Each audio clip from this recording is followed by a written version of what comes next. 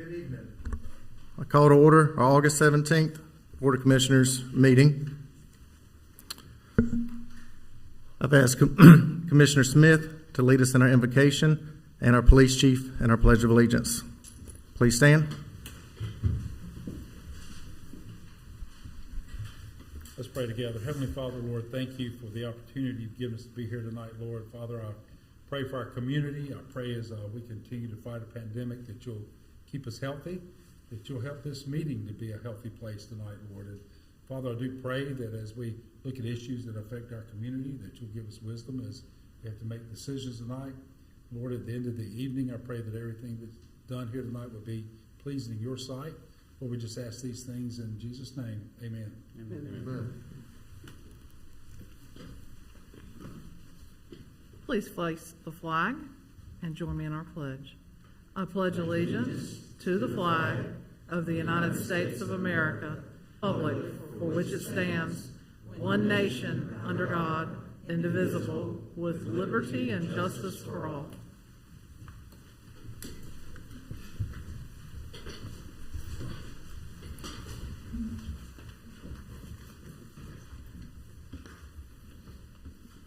At this time, I'll ask that our town manager review the meeting protocol for public participation as it relates to this meeting. Thank you, Mayor Pro Tem, and good evening, Board. Tonight's meeting is both in person and virtual. A limited number of citizens from the public have been permitted to attend the meeting in person. 50% of seating availability is permitted by the town at this time for public meetings. Tonight's meeting contains a public comment period and no scheduled public hearings. Due to the hybrid nature of the meeting, the public will be invited to comment both in person and virtually via the Zoom virtual meeting platform. When it is the appropriate time, Mayor Pro Tem Massengill will first call on those wishing to address the town board that are attending in person, followed by those wishing to address the town board via the Zoom platform. All attendees that have appeared in person to address the town board during the public comment period should provide your name and address on the registration sheet by the podium prior to the public comment period. All attendees that have joined the meeting virtually have joined muted. If those joining virtually wish to address the town board during the public comment period, they will need to notify the town host that they wish to speak. For the public's benefit that may be joining the meeting via the Zoom platform, please press the raise hand button in the Zoom application to notify the town host that you wish to address the board. Please press the *9 on your telephone to raise your hand if you're joining by telephone. After an individual has raised their hand, they will enter into a queue. When the time for public comment begins, Mayor Pro Tem Massengill will ask the town host to recognize individuals that have notified the town host that they wish to speak by calling out their name or the last 4 digits of their telephone number. Individuals will be unmuted one at a time and invited to address the town board. We ask all those wishing to address the town board, whether in person or virtually, to begin their comments by clearly stating their name and address for the public record. The public is asked to keep all comments to 3 minutes so that all that wish to speak can be heard in a timely manner. And this concludes the protocol for this evening.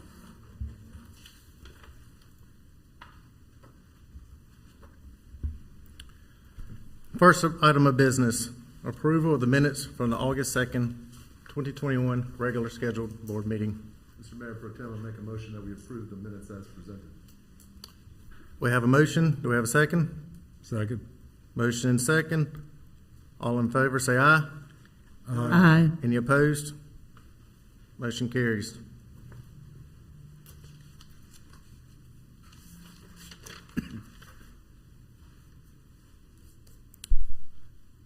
First item on our agenda is presentations. This is recognition of the 2021 North Carolina State High School 4A state champions, Fuquay-Varina High School baseball team.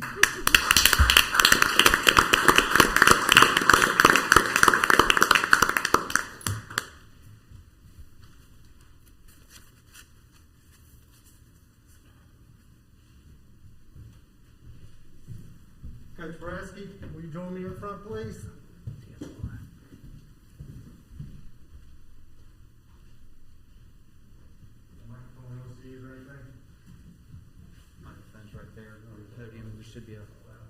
Should be a mic right there. Not that one. There should be We're talking. Can everybody hear us? You don't see them?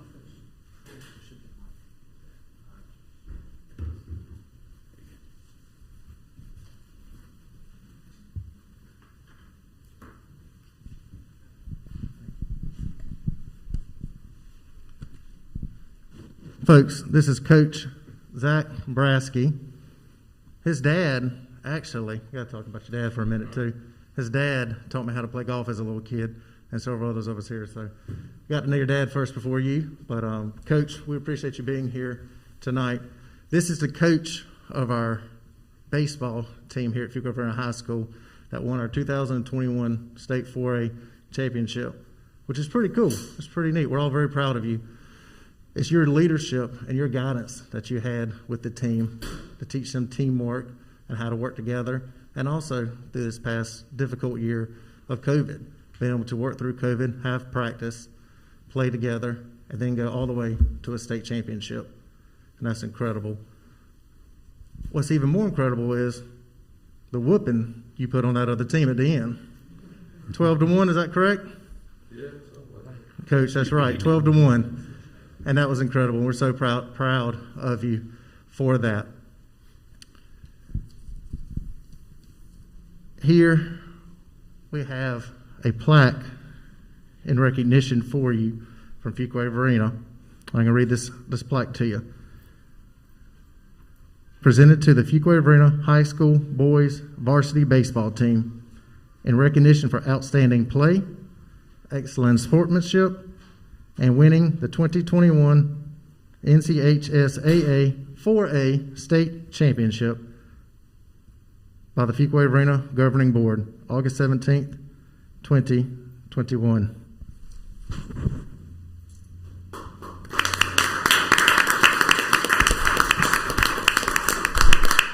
Coach, would you like to say a few words? I'm going to talk about this just because it's not really my style. This is really special. If you followed kind of the last 2 years at Fuquay, the COVID 2020 year, us and Reagan have been ranked number 1 and number 2 for the last 2 years. It's always been the showdown. We were going to kind of try and make it happen just so everybody could see what happened. And 2021 came around and we kind of saw the brackets and we thought we had a shot at it. And we kept going, and finally we got there, and we finally got, it was number 1 in the West, number 1 in the East for the past 2 years. It finally got, it usually doesn't happen this way, and we finally got to see who was better. It was a butt whooping in Game 3. What you don't know is in Game 1 we got no hit, so it speaks a testament to all of our kids. We came back, we were just battling. Came back, won Game 2, and Game 3 was, we had taken that one. The community was there. It was really loud. It was a home. That was home, even though we were in Burlington. It felt like you were playing right at Fuquay. So it was a pleasure. Those guys earned every bit of it. Going through the COVID year, coming back, dealing with all the COVID protocols, the mask protocols. Even with us, we had to take 2 buses. We're the only place we were taking 2 buses everywhere we went just to make sure we could get everybody in. We didn't want to cut our roster down due to COVID. So, even with that, we had our 31 guys, and we were taking them with us no matter what. So we took 2 buses everywhere we went just to make sure we followed all the rules. So it's been a pleasure. So I appreciate it. Thank you. Coach, thank you very much for what you did. Once you joined the board up here, right here, we'd like to get a photo with you and Susan.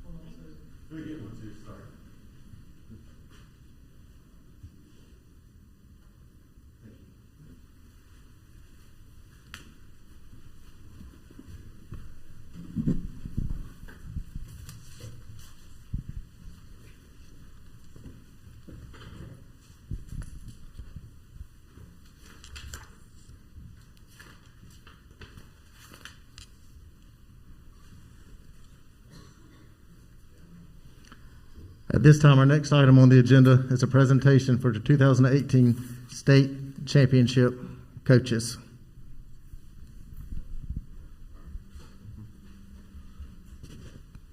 Come on up here, gentlemen.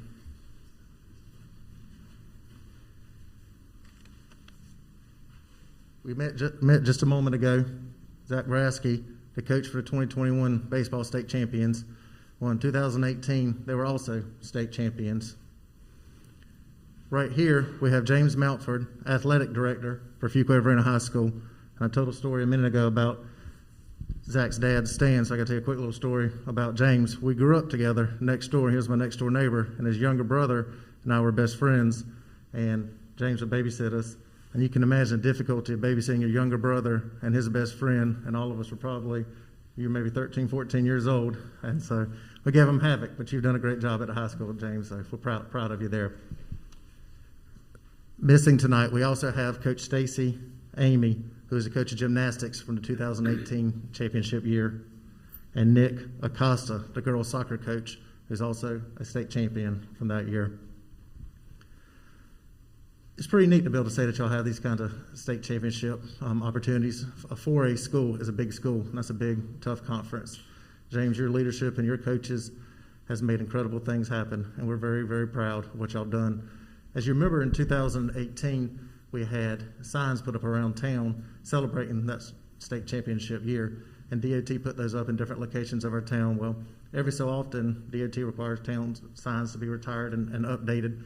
And so we have that sign here tonight that we look forward to presenting to you for your school. You put it in the gymnasium or in the field or wherever you like to there, but it's an exciting sign right here. This is for the public to see. And so this here states, home of the state champion Fuquay-Varina High School Bengals, 2018 4A baseball, 2018 4A girls soccer, 2018 girls small team gymnastics. So that's pretty neat. Let's give you a round of applause.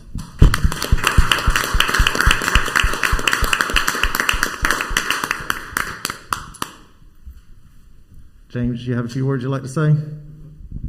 Thank you, Blake. I'd like to say 2018 was a special year. Gymnastics winning the state championship. And then, we got to the spring. Girls soccer team was very talented. They were. But I don't think they were the most talented team in the state, but they were well coached. I'm sorry Coach Acosta couldn't be here, but those girls played as a team and just got better throughout the year. The Eastern Championship game against Leesville was one of the best soccer matches probably that I've seen in a long time. And what they did in the state championship game, they overcame so much, and it was just so exciting to be a part of that as an athletic director, to watch that. And then the very next weekend, we traveled to the Mudcat Stadium and watch our baseball team take care of business. So we're very fortunate. We've got some really good student athletes and also top-notch, I think the best coaches in the state. And I know we appreciate the support that the town of Fuquay-Varina gives us every year. It's a lot of fun, being part of this town and all the support you guys give us. So thank you very much.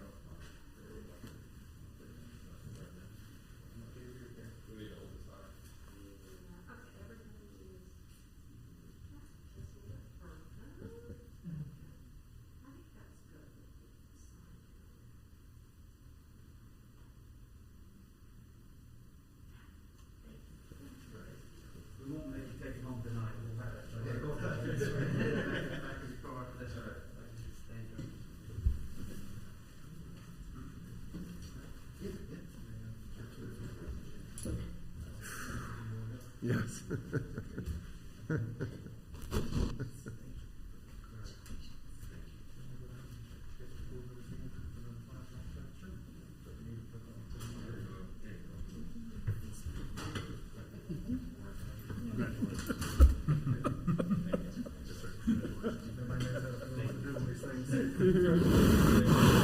Great job. Congratulations, sir. Good job. Good job.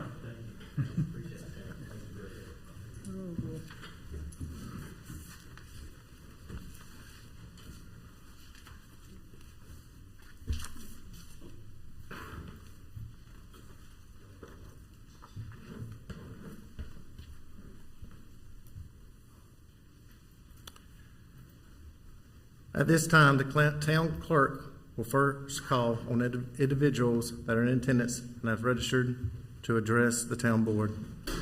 This is a public comment meeting.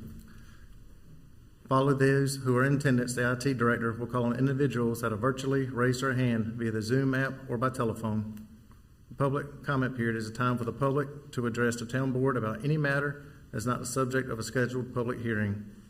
There is no scheduled public hearings tonight. Those speaking are asked to begin by clearly stating your name and address for the public record. Please limit your comments to 3 minutes in order all that who wish to speak tonight may be heard in a timely manner. Rose, do we have anybody signed up? Yes, we have several. The first one is Edna Gaston. Okay, Edna?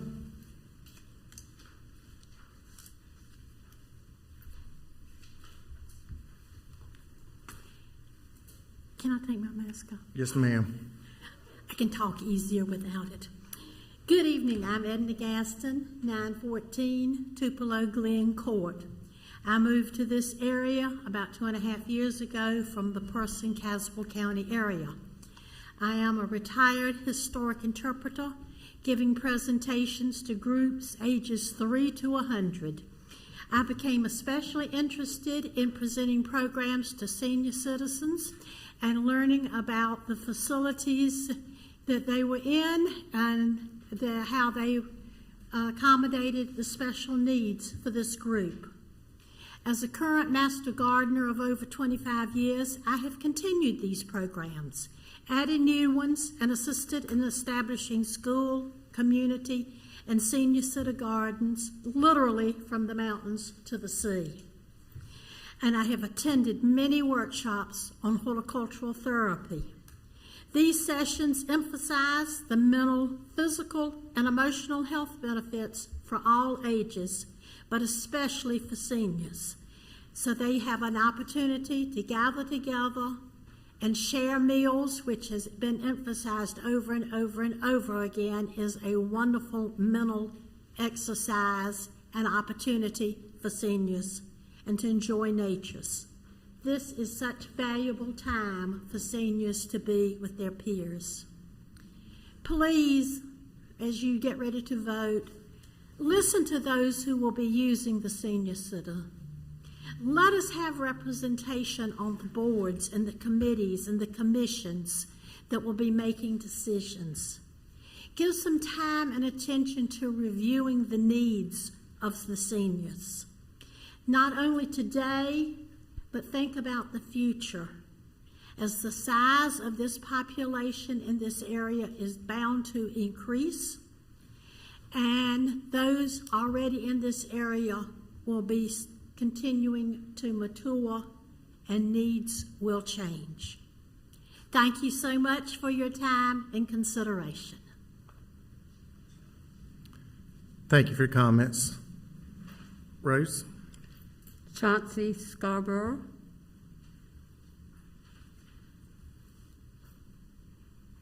Mr. Scarborough, come on up.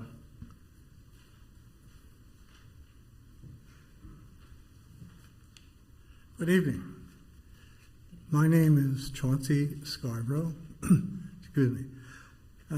I live at 2835 Wilkes Lake Drive in South Lakes, Fuquay-Varina. Excuse me. I am a former resident of Pennsylvania, having moved here 5 years ago to enjoy the more promising weather of North Carolina. As a Pennsylvanian, I was fortunate to have available for me the services and facilities of a well-managed senior center near my home. It was one of 4 similar senior centers in Delaware County, one of the smallest counties in the state. I have fond memories of my experiences in the Schoolhouse Center, memories that I have been unable to add to in North Carolina because of the necessity to travel to other towns for such facilities. The Schoolhouse Center was, as its name implies, established in an elementary schoolhouse that had been made surplus by Pennsylvania's school district consolidation program. Although not grandiose, it was treasured by its using facilities or population, and is now sadly limited in its usefulness by the COVID crisis. It is a 2-story brick building, suitably adapted for its new use. The use is widespread and amazing for a building of its size. Over 100 people were at the Schoolhouse Center every day, and most remained there throughout the day, enjoying the services provided and the accompanying comradeship of other seniors. The largest room was the dining room, which during morning hours also served as a membership gathering place, social center, and game room. Lunches were prepared in the adjacent kitchen. A volunteer crew of center members did the serving. The chef who prepared the lunches also served as overseer of the Meals on Wheels activity operated out of the schoolhouse.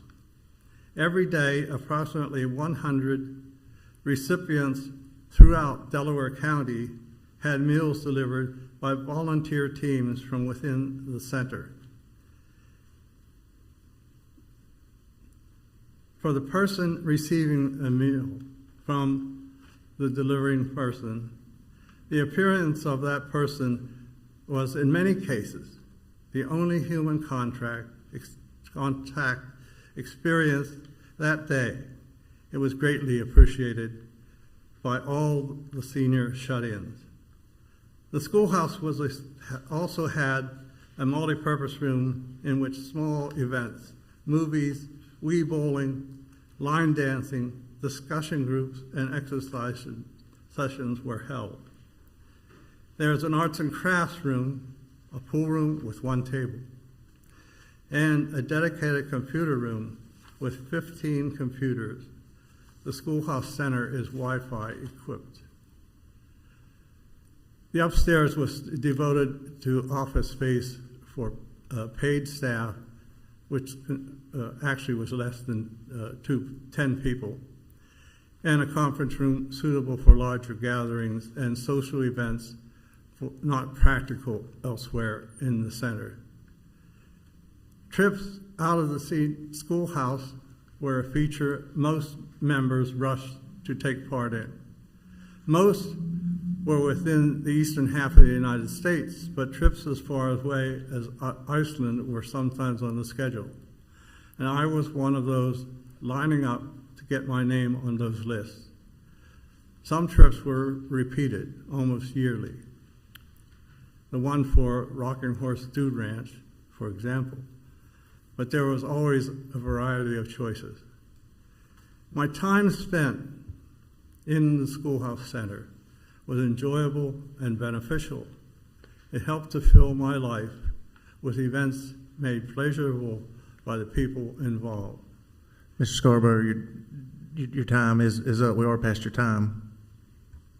You getting May close? I make my last comment? Go ahead, sir. If we can create the same atmosphere here in the Fuquay-Varina Senior Center, then this town will be deserving of a round of applause from its senior citizens. Thank you for your attention. Thank you, Mr. Scarborough, and we're glad you moved here. Thank you for your comments. Rose, next. Charles Fisher.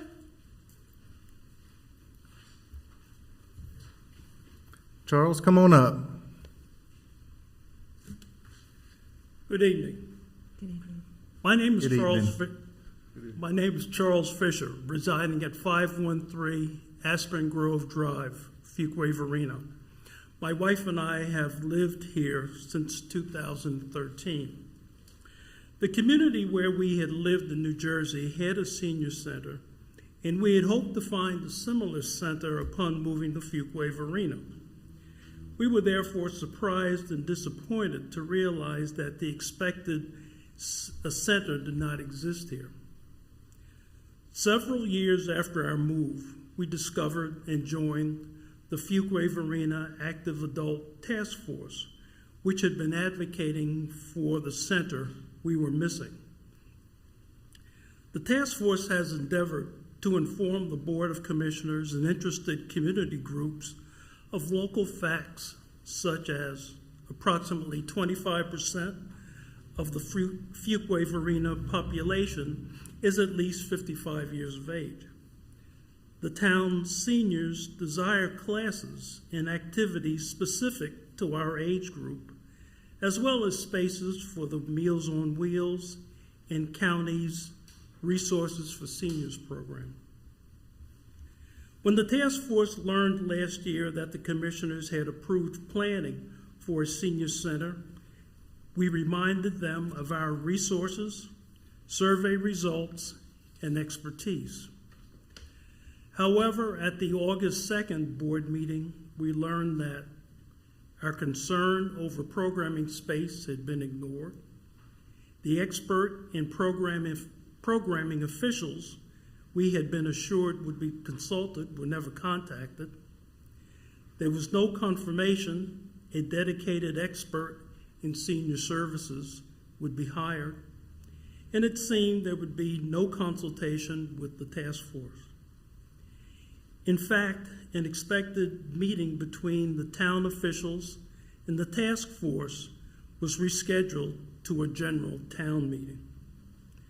So, as representative of an organization which had been working for almost 10 years for a center to benefit a quarter of this town's population, I question how our elected board considers the future needs of its increasing senior population in view of the questions which have been raised for the center as currently planned. Thank you. Thank you for your comments. Rose, who do we have next? Jim Ferguson. Mr. Ferguson, please come forward. Good evening, everyone. Good evening. My name is Jim Ferguson. I live Ferguson, in I Fuquay-Varina. apologize. Apologize, I mispronounced your name then. It's okay, everybody else does too. Thanks. I've lived in Fuquay-Varina since 2013 also. I moved here to work and eventually retired. We purchased that. Excuse me, sir. Will you move over to the microphone? They can't get it on the thing. And also announce your address, please. I apologize. In any case, I moved here in 2013 to work. I have since last month become 65 years old. I have a tremendous interest in having a place to go to meet with people of my age and my peers. I went to the presentation, I believe it was a couple of weeks ago, regarding the floor plans for this new community center that I believe you're considering this evening. During that presentation, I did some back of the nap calculations on square footage that were on those plans. And if my calculations, again, they're back of the napkin calculations, but of what I think is 44,400 and some odd usable square feet in those buildings, ductwork, restrooms, et cetera, I just assumed 20% was all that, right? So in concept A, there's 3,751 square feet of usable space for seniors out of 55,000 square feet.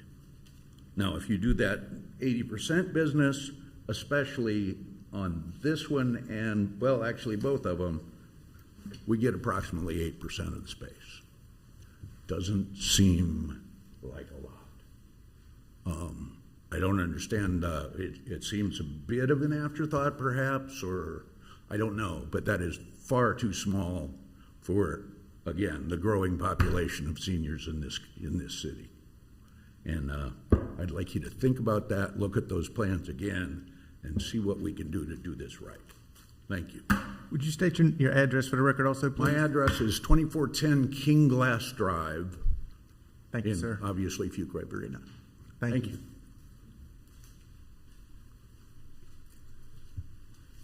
Rose, who else do you have on the list? Jennifer Holt. Jennifer Holt, please come forward.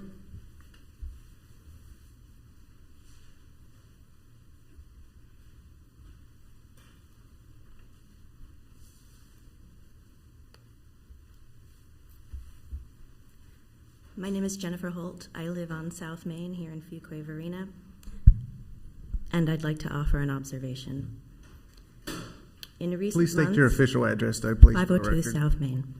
In recent months, I've seen members of the Community Alliance, which has asked for an independently conducted cultural assessment, and members of the Active Adult Task Force, which for 8 years now has advocated for a standalone senior center, grow confused by the town's response, or lack of response, as they attempted to offer insights gained from their experience and research.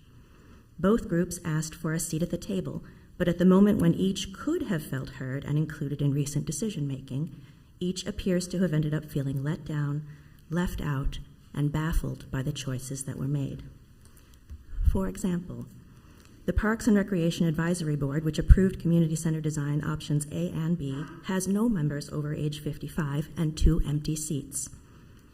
That's the case even though task force members have kept a record of communications asking to be included on that board. A task force member who helped develop Raleigh's 5-point Center for Active Adults repeatedly offered to share his wealth of knowledge and experience, only to be left out of recent planning.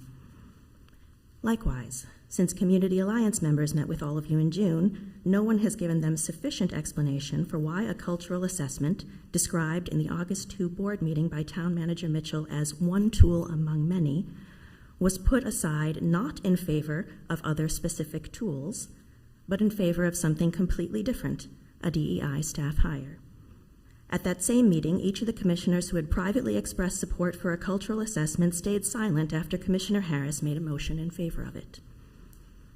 There is a palpable disconnect between these groups' specific requests and the plans brought forward by the town. Instead of collecting data that would help prioritize efforts toward equity, we have a staff hire. Instead of a center for a growing population of residents 55 and over, we have dedicated exercise and craft rooms in a building largely given over to gymnasium space. Imagine the confusion all that generates. What's worse, it looks as if you expect each of these groups to be delighted with these outcomes, happy to get something instead of nothing. I say this because when members of each group express dismay, they've been met either defensively, as at the August 9 Community Center meeting, or with no response at all, as in the drop-off in conversation with Alliance members after their June meetings with you. One last point.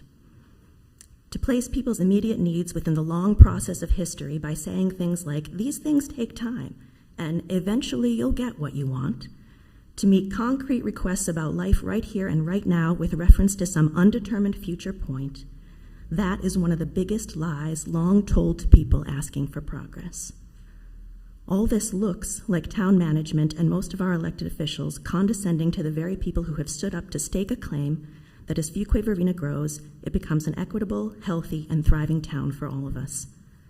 I request that our elected officials and town management be more respectful in response to citizen groups who are eager to have their experience and their expertise engaged in meaningful ways.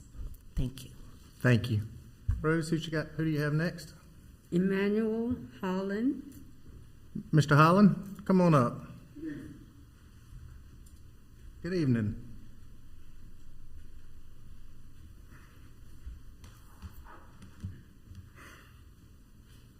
My name is Emmanuel Holland. Address is 209 Burr Creek Drive, Fuquay-Varina, North Carolina. Been here since 2004.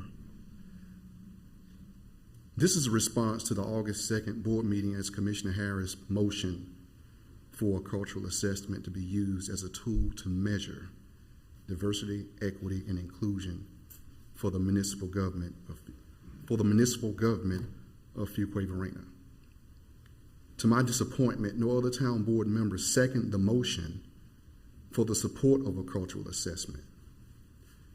My disappointment should not be a surprise to the town board because I met with a couple of you and you were in support. I'm trying to figure out why is there support in private but not in public. During my meeting with Commissioner Gardner and Commissioner Wunsch, I left that meeting with the impression the cultural assessment was a good tool to measure DEI. Why? That is because they were in agreement. Why is their apprehension towards a cultural assessment? It is a tool that measures all aspects of municipal government. We are experiencing major growth, and we have to keep up with that growth. There are major developments, as I can see, the construction of 540 near Wake Tech, construction of numerous subdivisions, and especially on Lake Wheeler Road, as well as numerous other places. So many others have gone before me and stated the value of a cultural assessment. Therefore, I'm not going to state the obvious. I just see the potential, and now is the time to administer. I will leave you with what I stated during our meetings. The overarching theme for the Fuquay-Varina Community Alliance meetings with each commissioner was opportunity and commitment. That time is still present, and we should take advantage because that time may slip away. Thank you. Thank you. Rose, who do you have? Anybody signed up next? The last one on the list is Elizabeth Parent. Elizabeth Parent, come on down.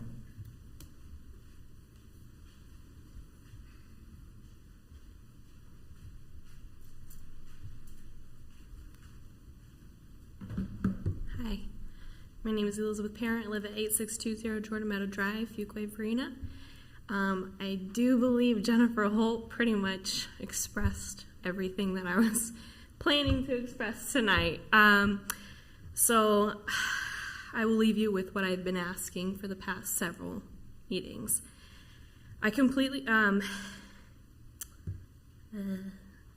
to ask that a cultural assessment of the Fuquay-Varina municipal government be accounted for on the agenda for the meeting on September 7th, and that the cultural assessment be conducted as soon as possible by an independent consultant, and that the entire report be made accessible to the public immediately upon its completion. I continue to ask that you actually follow through with your plan to hire DEI personnel in order to interpret the completed cultural assessment report and create a sustainable path to accept diversity, bring equity and inclusion to the town of Fuquay-Varina. As someone who's not from this town, but from someone who's from very small farming towns outside of the greater Seattle area, I have seen major tech companies come in and gentrificate many of my friends and family. When you have a big tech company coming in like Apple in 2023, you might want to have a cultural assessment conducted far before that in order to make sure that when Apple does come and more people do come, the situation is not as messy. Get ahead of it now before it grows too big for you to handle yourself. Thank you. Thank you for your comments. Rose, do you have anybody virtually signed up? I'm not sure. Or Scott? Reflect that back to Scott. Scott, do you have anybody virtually signed up? Yes, sir. We have two hands raised. First one, Dave Jones. Please unmute your mic. Okay. Hey, my name is David Jones. I live at 1120 Hodgson Lane. I also spoke on the second meeting. I will tell you that your feed is freezing up a lot tonight, so I apologize if I get garbled. First off, I want to say thank you. I know you don't hear that quite enough, but I have raised concerns along with my fellow residents here at Adeline Place subdivision off Judd Parkway over the contractor and the lack of environmental and cleanup. And we have seen much improvement. We're not there yet, but we're seeing improvement. Mr. Seymour has called me a couple of times to convey what the city is doing. And Matt Poling actually walked the site with me and actually discovered a lot more than I saw. The one thing that I will say is that this contractor still doesn't totally get it. If you'll check your police records, police chief, you'll see that we've had to call the last 2 weeks for workers. And I placed the calls because I guess I'm the spokesman for the group now, but other citizens have made some concerns, but I'm willing to stand up. We still have some issues there, but the city has responded. The contractor is working on cleaning the track. I do caution the city, however, that you need to keep your guard up. You need to have your inspectors out here because I don't think it's a lasting situation. It's just doing what you have to do to survive. So we'd like, we're residents here and we'd like to see our community. Second thing, I hadn't planned on speaking about this, but I am a senior citizen as well as everyone in this community. And if the gentleman who spoke earlier's numbers are correct, that is sort of atrocious if that's the only amount of square footage that's going to be given dedicated to senior citizens. I can understand Fuquay being a small town and a growing town, so we're probably trying to do the everybody gets something approach, which is fine, but we all know the kids will take it over if that is the approach. So I would be willing to volunteer to help out on that board if you want to go back and look at it. But with that being said, I do want to thank the city staff, the police department, and everyone that has helped us so far, but also ask that you continue to monitor the situation, not just here, but with other contractors in this growing community. Thank you. Thank you for your comments, sir. And into the meeting is a manager's report, and I'm sure we'll be getting an update on that location. Scott, do you have anybody else signed up virtually? We have another caller, Adam Bensley. Please unmute your mic. Good evening. My name is Adam Bensley, and my address is 1152 Dexter Ridge Drive. I'm going to keep my comments brief tonight. What happened at the last meeting where the only black commissioner asked his white colleagues to support an initiative that would help bring equity to Fuquay-Varina, and he was met with silence and absolutely no support, is inexcusable and unjust. You don't get to silence black voices and, as white people, tell them how wonderful you are and how progressive the town is with their DEI initiatives. At every meeting, we see white privilege on display as you continually ignore an issue because it doesn't affect you. You are all prime examples of why a cultural assessment is so desperately needed. I am respectfully demanding a cultural assessment be commissioned as soon as possible in accordance with the wishes of the Fuquay-Varina Community Alliance. In closing, I want to acknowledge how appalling it is that you are perpetuating ageism and racism at the same time. Instead of talking about high school sports at the next meeting, you should take time to pat yourselves on the back for blocking progress and marginalizing large portions of the community.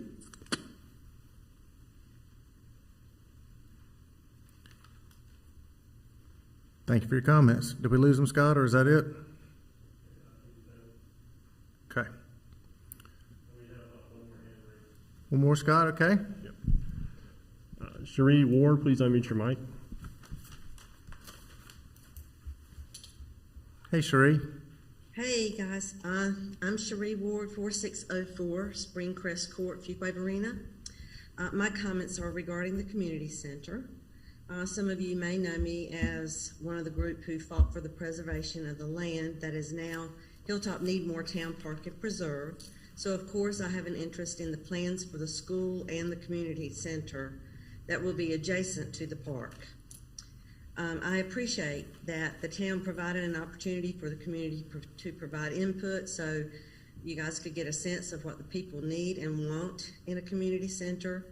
I completed the survey and also attended one of the public meetings that was held to provide input. I also appreciate the active adult task force members who pushed for a senior center for quite some time that resulted in a focused area for this population group as part of the new community center. When I attended the meeting at the Arts Center recently, I heard the presentation of the two layout options, Plan A and Plan B. And like some others, I do have a preference for having the Active Adult Center on the first floor as it is in Plan A. I'd like to urge the board to please consider this as a preferred option and tap the wisdom of the Active Adult Task Force members who are requesting easy access and programs at the center. After the board considers the input from all citizens, including this Active Adult Task Force group, if the board opts for Plan B, however, I will support it. I am appreciative of the town's commitment to this community center and Active Adult Center project, just as I am appreciative of the town's commitment to our beloved park. It will truly be an amazing amenity for the people of Fuquay-Varina to be proud of, and we thank you. Thank you, Cherie. Scott, do you have anybody else signed up? No, sir.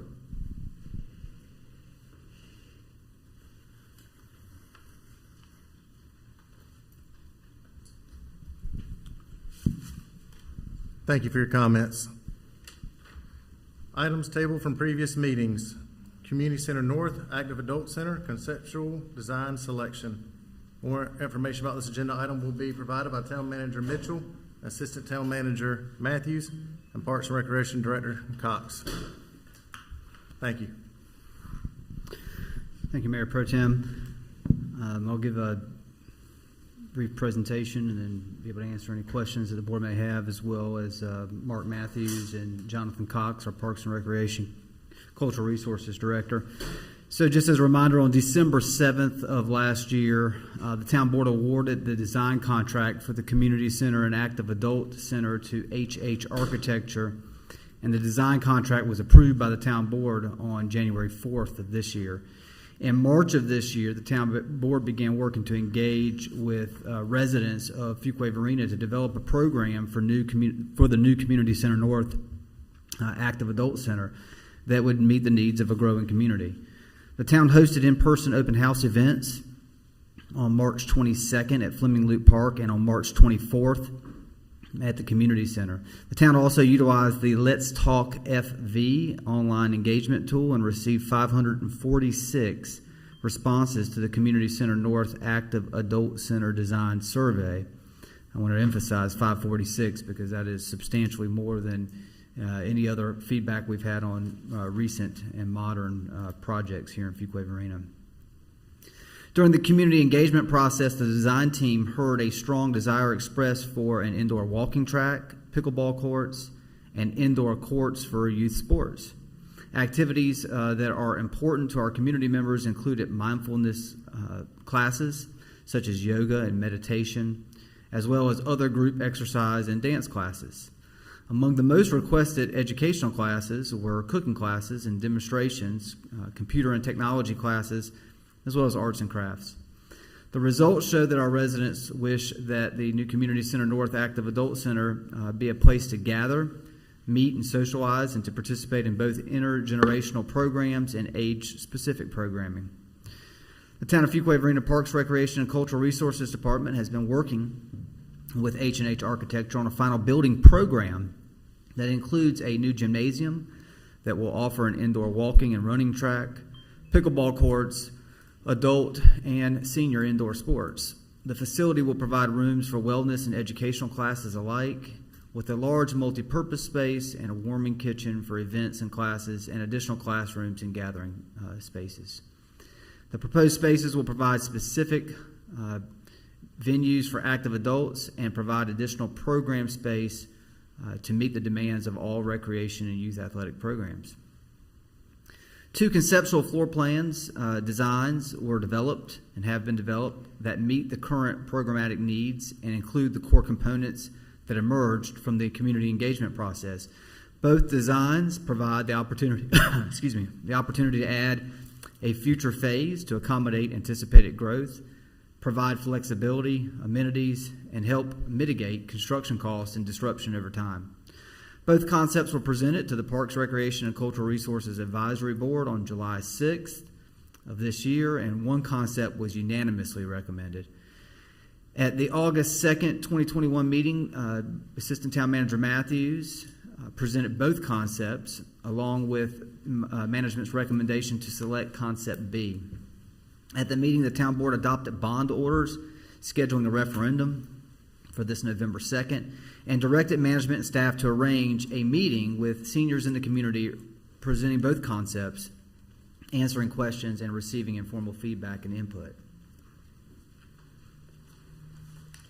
So on August 9th, representatives of the town and the design team, including Assistant Town Manager Matthews, Parks, Recreation, and Cultural Resources Director Cox, HH Architecture, and Lifespan Design Studio, shared the attached the presentation that was provided in your agenda materials that includes the same information about the concepts that was presented at the town board meeting on August 2nd. Following the presentation, attendees were able to address questions and give input to the design team and view conceptual floor plans up close. 37 members of the public attended the meeting, of which 76% were town residents. The meeting lasted approximately 2 hours. A large portion of those in attendance were members of the Fuquay-Varina Active Adult Task Force. So some key takeaways of that meeting were as follows. First, a number of active adults that were present expressed that they were not satisfied with Concept A or Concept B. The feedback received from this group was that they prefer neither and prefer not to advance the project if a standalone building option is not offered. This feedback is counter to the input received from the broader community during the public engagement process, including input from active adults. There were other residents present that expressed support for the connection to the community center amenities, such as a gymnasium and indoor walking track, that are unlikely to be included as a component of a standalone active adult center. Another takeaway is that a significant number of the active adults present during this meeting expressed dissatisfaction that the 7,000 to 8,000 square feet identified specifically for active adults, in addition to other shared and common spaces, is sufficient. The feedback received is that if the town is planning to construct a 57,000 square foot total space, then 25% or roughly 14,250 square feet should be dedicated specifically to active adults and seniors. This expectation exceeds the needs expressed by the community at large, and in order to dedicate this amount of space solely to active adults and seniors, a decision would need to be made to considerably cut back multi-generational shared community center space or add additional space to the concepts. Land availability does not exist to accommodate this request, and the cost to construct will be challenging to afford at this time. As a reminder, there is no demographic or age group with dedicated space proposed as a part of either concept. The town management and staff fully expect active adults to be frequent users of other shared spaces within the facility. For example, the gymnasium, the walking track, the fitness areas, the multipurpose room, the kitchen, and circulation areas. A third takeaway from this meeting is that of the active adults that were present at the August 9th meeting, the overwhelming majority advised that Concept A was preferable over Concept B. The reasons provided were that Concept A provides an opportunity for a separate dedicated entrance and does not require the use of an elevator to access the space. As a reminder, Concept A does show a separate dedicated entrance, but not one that will be manned with reception staff. Therefore, operation and security procedures will need to be developed to make sure that the building remains safe while open. This could result in limited use of the separate dedicated entrance other than at specific days and times for specific programs. A fourth takeaway is that in addition to the input pertinent to the concept suggestion, the town heard other comments pertinent to user experience, arrival and drop-off facilities, emergency egress points of refuge, and facility movement, particularly between floors, that will be helpful as the town moves a concept forward through the schematic design phase and ultimately the construction plan phases. Town management and staff continue to recommend that the town board approve Concept B. The primary reason for the recommendation is that the professional opinion of town staff, as well as the architects and consultants with extensive experience designing over 50 similar facilities, is that Concept B will provide an overall better user experience. While there would likely be an adjustment period for active adults to get used to using an elevator to access the active adult senior center space of the building on the second floor, the access would be ADA compliant and provide for a more private space for active adult programming with direct access to the elevated walking track, which was listed as a high priority amenity by the active adult population that was engaged during the engagement process.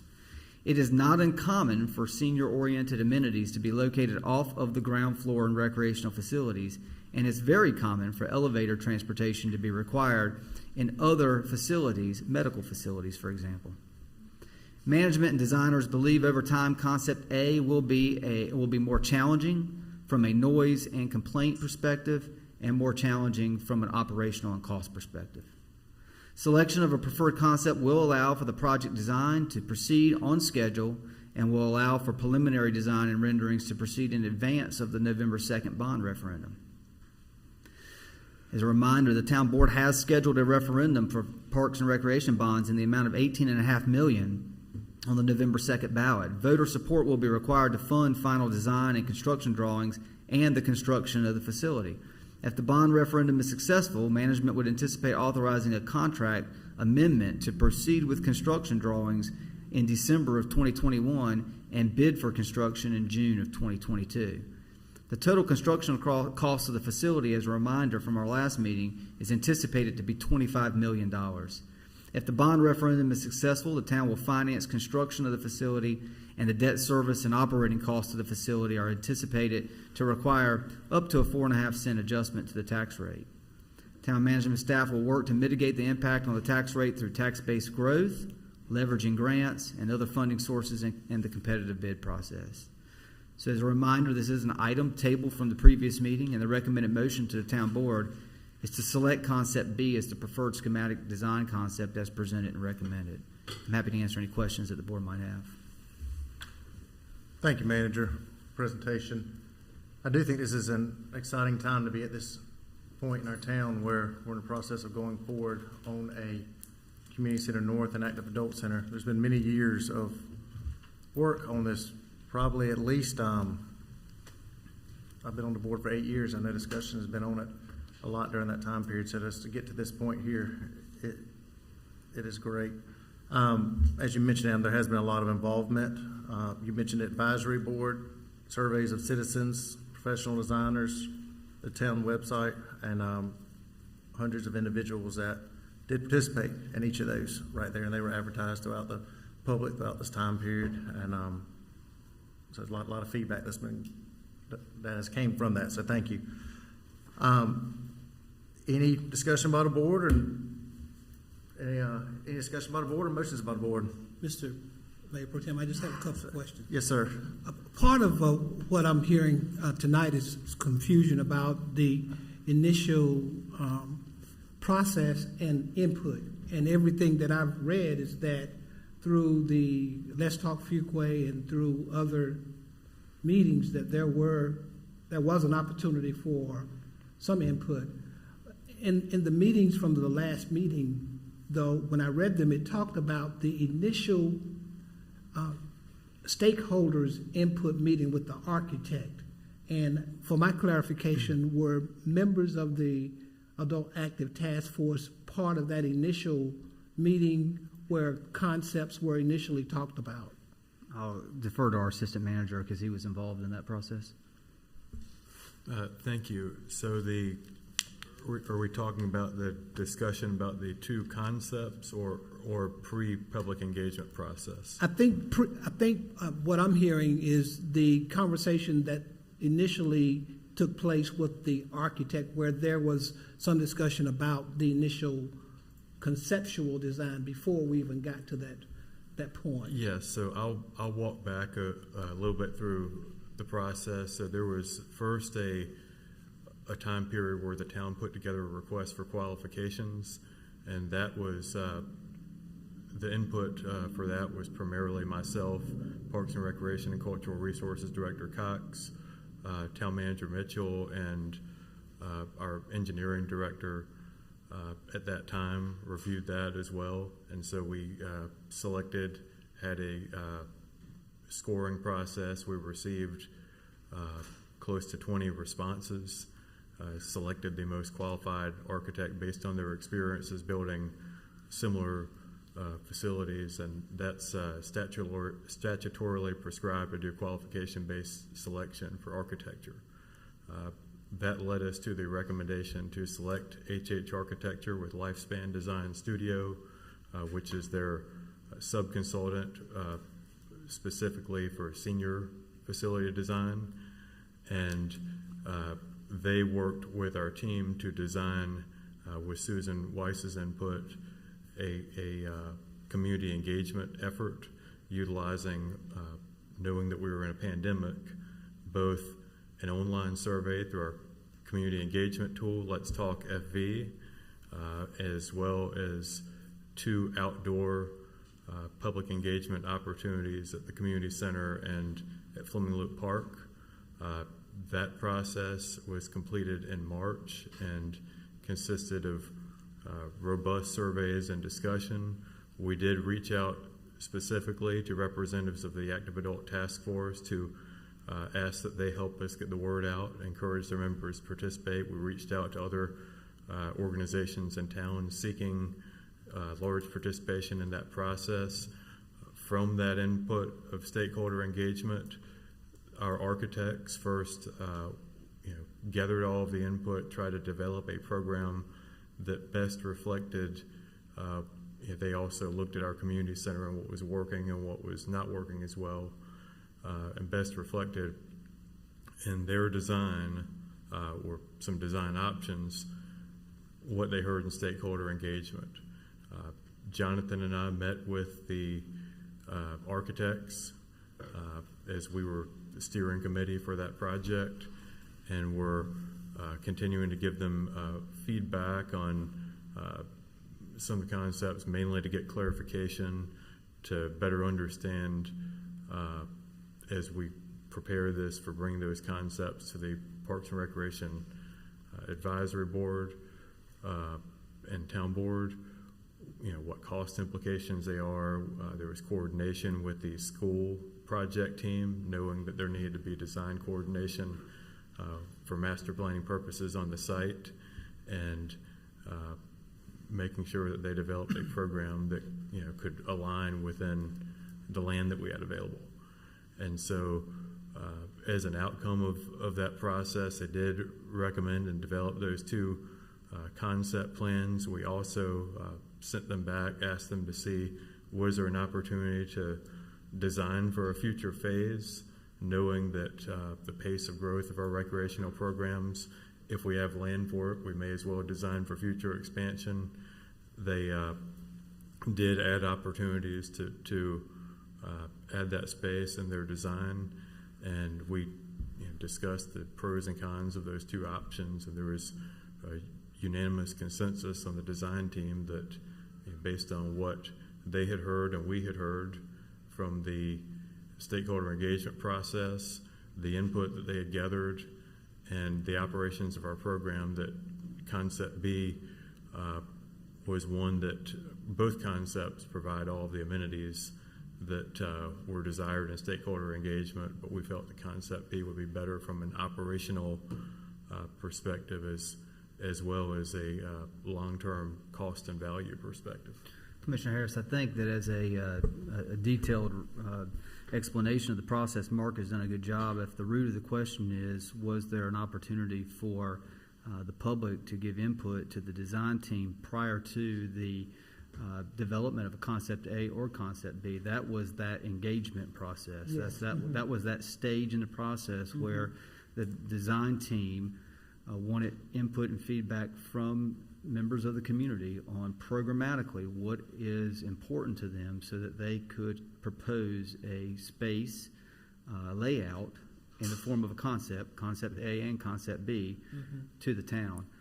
In fact, concept A and concept B are prior to the expansion potential with phase 2 are bigger than what even we had initially estimated, because we wanted to do our best to include as much of the programmatic space as the community had told us was important to them. Okay. And that is the community as a whole, not excluding the Active Adult Task Force. Anyone from the community could participate in that process. Some did at the in-person meetings outdoors. Some chose to do it online. Some chose to do it through direct emails. There were different avenues for which the public could participate. Okay. Thank you. Thank you for that explanation, and Bill, appreciate you asking that. Any other? Mr. Mayor Pro Tem, I do have a quick question, I believe.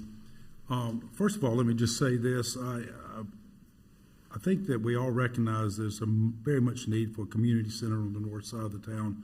We've talked about that as a board for quite some time. But also, we also recognize the need for an active adult facility, and I applaud our active adult task force for sticking to that and making a lot of input to several commissioners at meetings that we've attended and such. I think that right now we have no actually dedicated space for that, and it looks like we are making an effort to dedicate space to active adult activities. One of the questions, though, I have is that on both concepts I've looked at, I'm having to squint because my eyes are getting bad. It looks like we have an active adult director's office. At least there's room for it. Does that give us room to think that in the future, as we develop this space, that there would be somebody on staff dedicated to coordinate active adult activities? We have somebody on staff right now that works to coordinate active adult activities, but yes, this facility would accommodate that individual. Who And the reason I asked that which I believe is question, dedicated in our 5-year plan. The reason I asked that question, there's a lot of space in both concepts that are multi-generational spaces, gymnasiums, some exercise rooms, and different things. And in my mind, having an active adult director or staff member there could really make a good assistance, being right there on site with the other active adult rooms that are dedicated to make sure there's equal time booked for these different spaces. To me, that's just in my mind how it works. And as far as trying to decide between A and B, I'm smack dab in the middle of the age where I fit right into. I'm well past the entry level age that you guys keep mentioning, that you're talking about active adults. And like most people, I look at things and say, hey, there's parts of A that I like. A ground floor entrance. But I love the part of B where the walking track is right there adjacent to the active adult space, which the walking tracks seem to be, according to the information collected, to be a huge item. And I think we all could split hairs talking about I'd like to see this or somebody else like to see that. But I do think that we have a lot of this floor space that has been talked about tonight is eaten up by gymnasium space and not actually individual multi-generational space or specifically active adult space. So I think we do have to just pick and choose. We've gone with a consensus of what the input from all citizens to include active adults is, and we have to figure out what we can offer within the confines of budget, space, and that. So with that, I think at whatever time the conversation's over, I'm ready to make a motion, Mr. Mayor Pro Tem, unless either one of the other two commissioners would like to make input at this time. Yeah, I would like to make some comments. I would say that, if I may, I would say that it's been a process to get to where we are. I know that, as the Mayor Pro Tem said, for the 8 years that I've served on the board, this has continually come up in our conversations, and certainly from my perspective, I wanted to see that we would have a facility that active adults could use, that could be dedicated to them. But at some point, it comes to where having a separate facility at this point where we're at now becomes, I understand, more cost prohibitive. And the question becomes, do we do nothing and build more space for our youth, which also are running out of space? And at some point we have to say, if you don't live in town, you can't play sports because we don't have the space for the youth that we've always been able to accommodate both in town and out of town. And so it gets to the point where we have to say, what can we do? How can we not, kick the can down, and how can we do something today? And it might not be ideally what all would like to have, and it might not be ideally what all the amenities or the space that all would like to have. But the question is, can we do something today? And can that something that could happen potentially, serve our community? So I was very interested in how we gauged what the community wanted and looked at, how many survey responses we had, 2 meetings with the public, also having, obviously there was reference to our, we have advisory boards that look at things as well. So then the question becomes, we're faced with the question, do we do nothing? Or do we do something that will provide square footage, in this case about 8,000 square feet, to address what has been brought up as what active adults would like to have in their facility, and that's how this all comes about. So then the question becomes between an A or a B, and I do see both sides. I see what was expressed by Commissioner Smith, having access to everything on one floor. I like the separation, because I know one of the things I kept continually hearing from active adults, from the public, was that separation, almost like having your own building, which ideally would have, obviously made everyone happy, but creating the best out of what you have and what we can ideally do and provide if, of course, it passed by vote.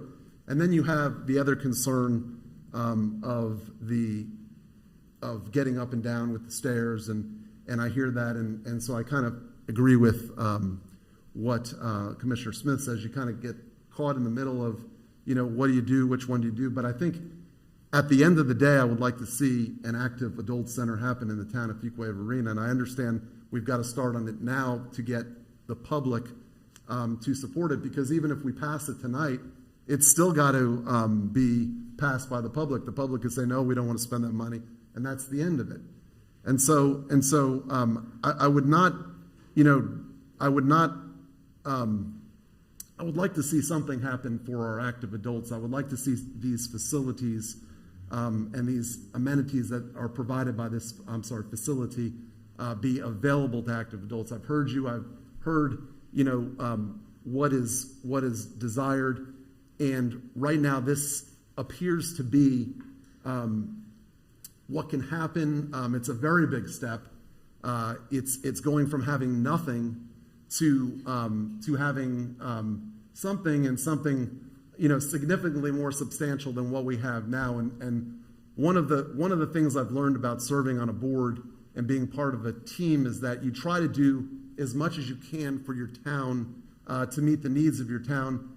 And you can't always, meet everything that you would like to present, with all the different things that you would like to present. But at the end of the day, you present as much as you can, and you do as much as you can to meet the needs of the citizens. Like I said, and I would just say finally, we have also a very dire need that I remember talking to Parks and Recreation several years ago, and they said, we are literally running out of space.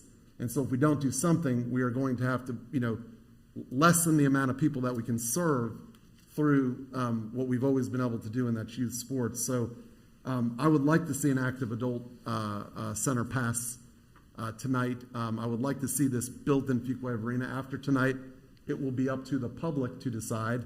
And certainly we can focus our attention into getting the public to say, this is a good thing for active adults, and also for the youth that may not have any more space, that would want to be part of our Parks and Recreation but can't because we've just run out of space. We're a growing, town. And so those would be my comments, and I really wanted to, talk a little more tonight about that, because, it comes to, you don't get every single thing a lot of times that you would like to get. And that goes for all different things, but you get as much as possibly can happen at that time, and that's where I see this going, and it reflects what the community has asked for, and that's, I wanted to thank management and our advisory board and everybody who participated, and our active adults who came out and participated to put all this together, because certainly was a process. It certainly has been talked about. Many of us have advocated for this for a long time. We've had a lot of conversations about this. Tonight, we can make something substantial happen. Thank you, Commissioner Watts, for your comments. Anybody else have any comments? I do, Blake. Commissioner Gardner. I would like to thank both the town staff and the Active Adult Task Force for making that time since our last meeting to sit down together and look at the plans. And I fully believe that we've learned a lot from this process that can help us in the future as we look at other projects, especially help us to find ways to serve our seniors.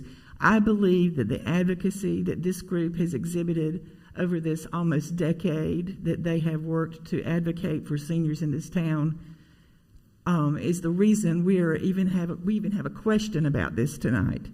You have been diligent. You've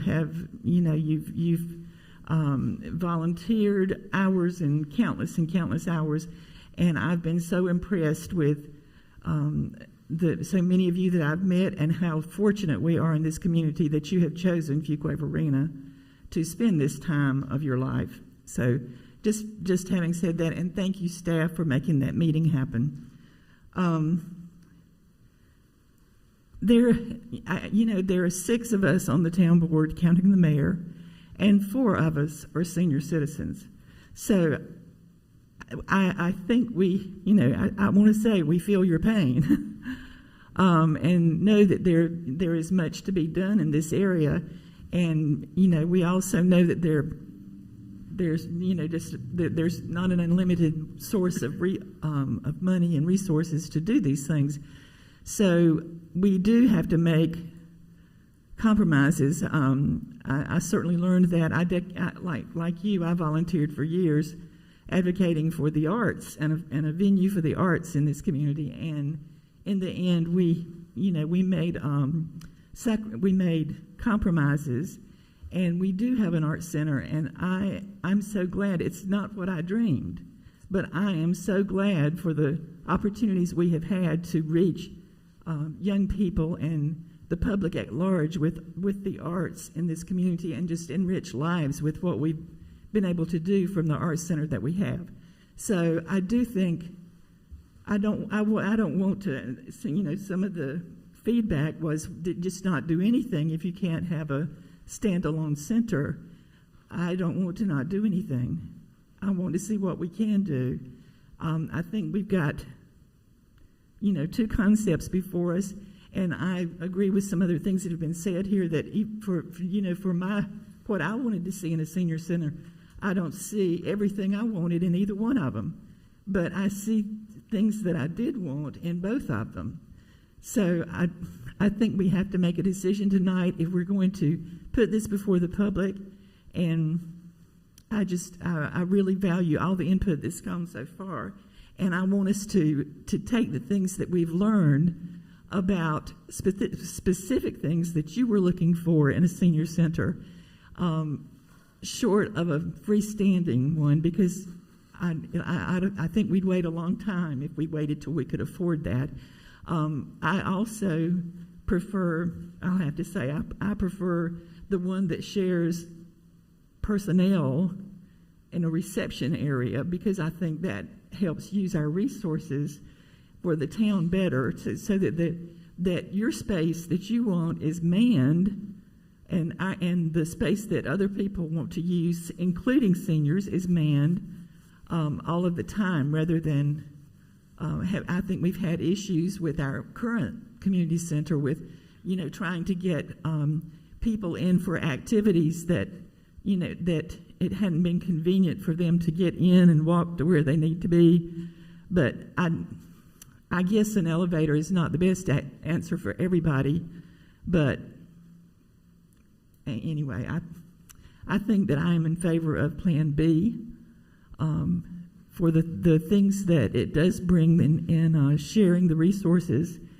And I hope that one thing we've learned is that we need some representation on the Parks and Recreation Advisory Board from these seniors. And if we have 2 open seats, I think we need it sooner rather than later. So some of these things like that we've learned, I hope we can use going forward. And when we start talking about our next project to, whatever it might be to,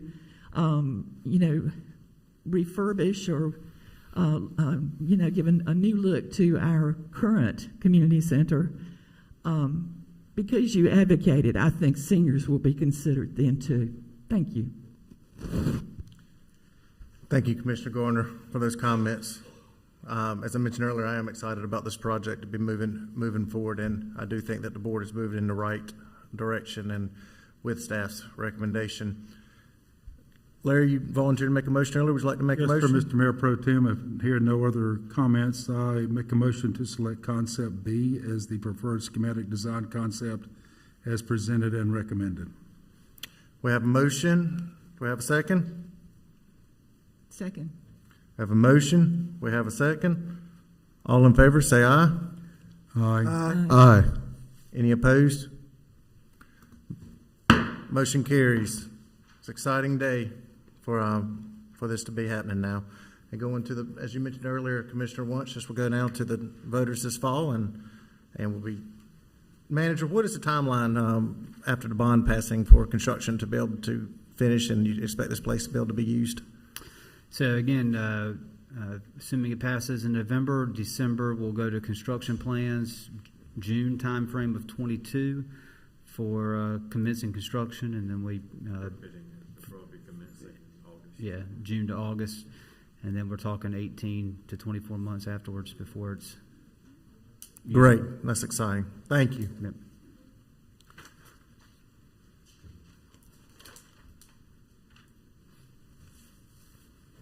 Okay. There are no public hearings scheduled for tonight. We're going to move to the consent agenda. What is the board's pleasure on the items on the consent agenda? Mr. Mayor Pro Tem, I would move that we accept 8A, B, and C on the consent agenda. Okay, we have a motion. Do we have a second? Second. We have a motion and a second. All in favor, say aye. Aye. Aye. Any opposed? Motion carries.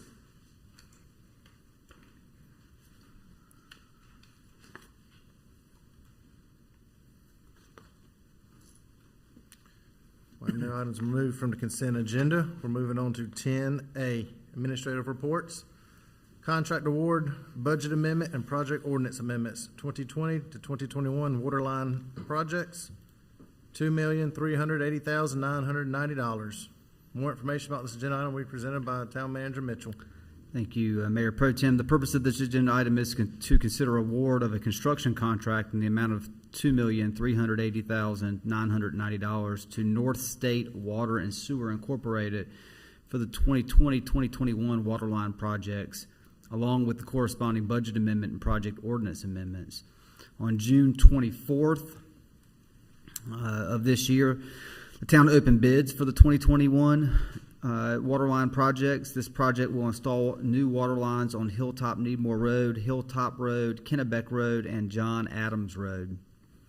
7 general contractors submitted bids, and the certified bid tabulation was provided in your agenda materials. North State Water and Sewer Incorporated is the apparent low bidder with a total base bid amount of $2,349,490. The average of the 4 base bids was $3,607,249. Upon detailed review, North State Water and Sewer bid was determined to be in order and in accordance with the requirements of the instructions to bidders. Additionally, North State Water and Sewer references have been checked and all recommendations have been positive. Upon consultation with the town's project consultant, Hayes & Sawyer, staff and management recommend that the town proceed with the award to the low bidder, North State Water and Sewer Incorporated, in the amount of $2,380,990. Funding for the recommended project comes from the existing project ordinances for the Hilltop Needmore Waterline, John Adams Waterline, Hilltop Waterline, and Kennebec Waterline. A budget amendment, BA 21-07, is requested to appropriate and transfer $312,669 from enterprise fund balance appropriation to the project ordinances to fully fund this portion of the project. The recommended transfer amount exceeds the bid amounts to provide funding for unforeseen project-related circumstances and completion of easement acquisition. Following consideration of this item, just as a notation, the Town Board will be asked to consider entering into an interlocal agreement for infrastructure with the Wake County Board of Education.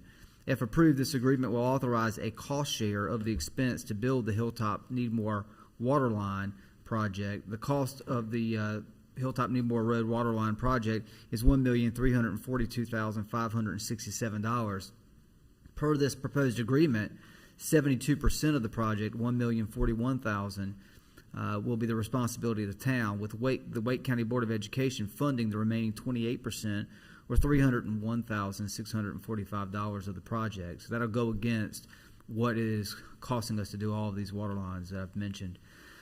In May of 2019, the town and the Wake County Board of Education entered into an interlocal agreement for programming and planning the school and town facilities on land located at the former Crooked Creek Golf Course, now the town's Hilltop Needmore Town Park and Preserve.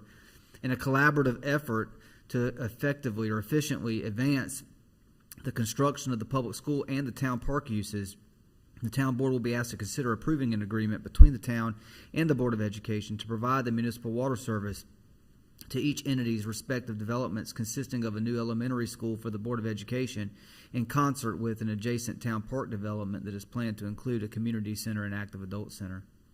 So the recommendation to the town board this evening is by motion to approve the 2020-2021 waterline project budget amendment BA 21-07 and project ordinance amendments for the Hilltop Needmore Road waterline project, the John Adams waterline project ordinance, the Hilltop waterline project ordinance, the Kennebec waterline project ordinance, and contract award to North State Water and Sewer Incorporated to undertake these projects in the amount of $2,380,990 as presented and recommended, and subject to the town attorney's review as to form. I am submitting the agenda materials into the official record of the town, and I'm happy to answer any questions that the town board may have.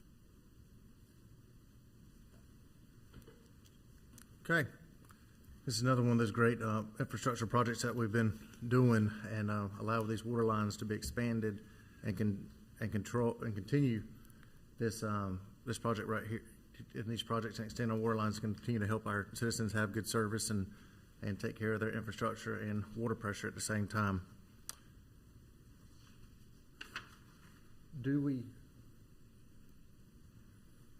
Any other further comments from the board, or do we have a motion?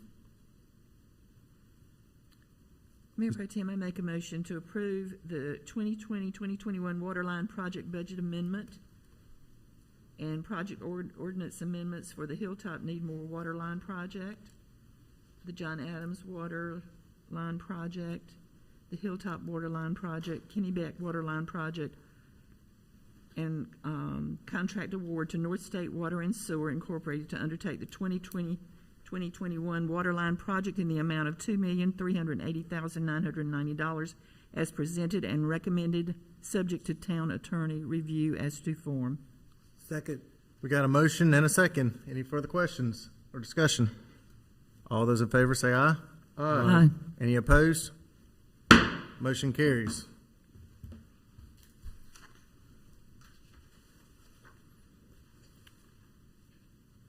(10B) Interlocal Agreement for Infrastructure Provision, Wake County Public School System E44, $301,645.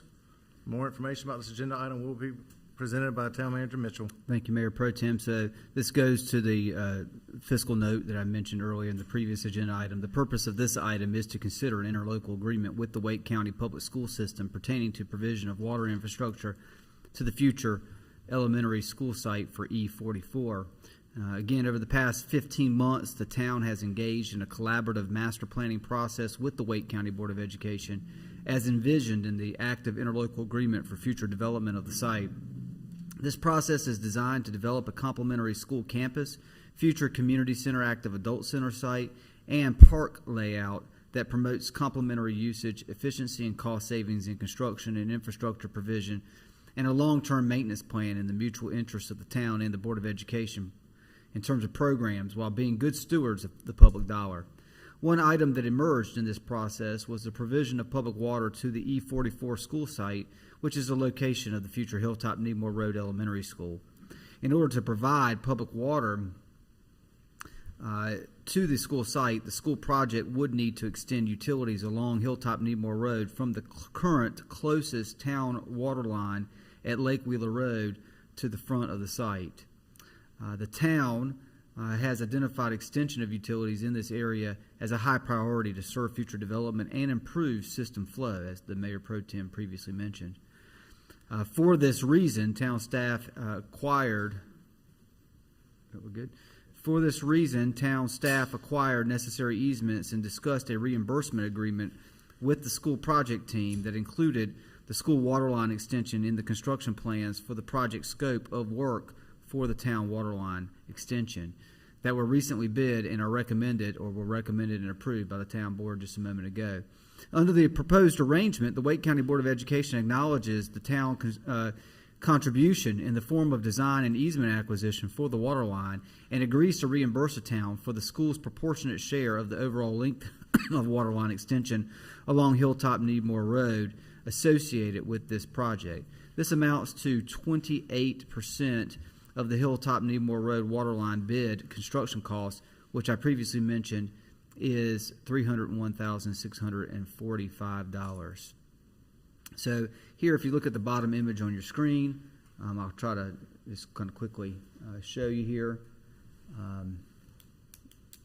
Give me one moment. Maybe this will work. It is from this section to this section of water line that we're being reimbursed for.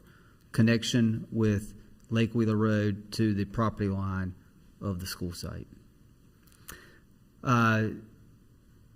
So the motion that's recommended to the town board this evening is to approve an interlocal agreement for infrastructure provision with the Wake County Board of Education as presented and recommended, subject to the town attorney review as to form. And I am submitting the agenda materials and supporting documents into the official record of the town. Thank you, Adam. Any further questions or discussion from the board? If not, I entertain a motion.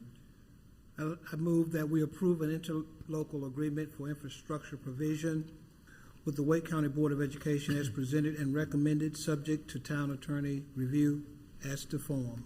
Second. We have a motion. We have a second. Any further discussion? All in favor, say aye. Aye. Those opposed? Motion passes.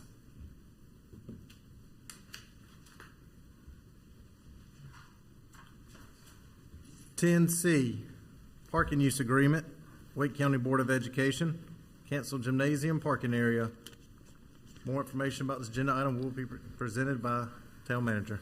Thank you, Mayor Pro Tem. The purpose of this agenda item is to consider a parking use agreement for the town use of the Wake County Board of Education owned parking lot located adjacent to Council Gymnasium.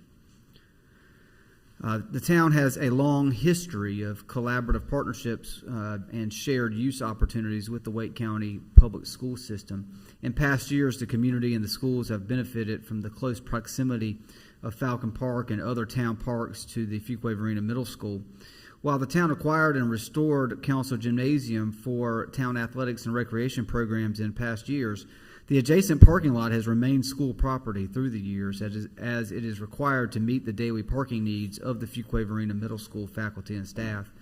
In 2020, and just to be clear about the area that we're speaking of, this is the parking area here.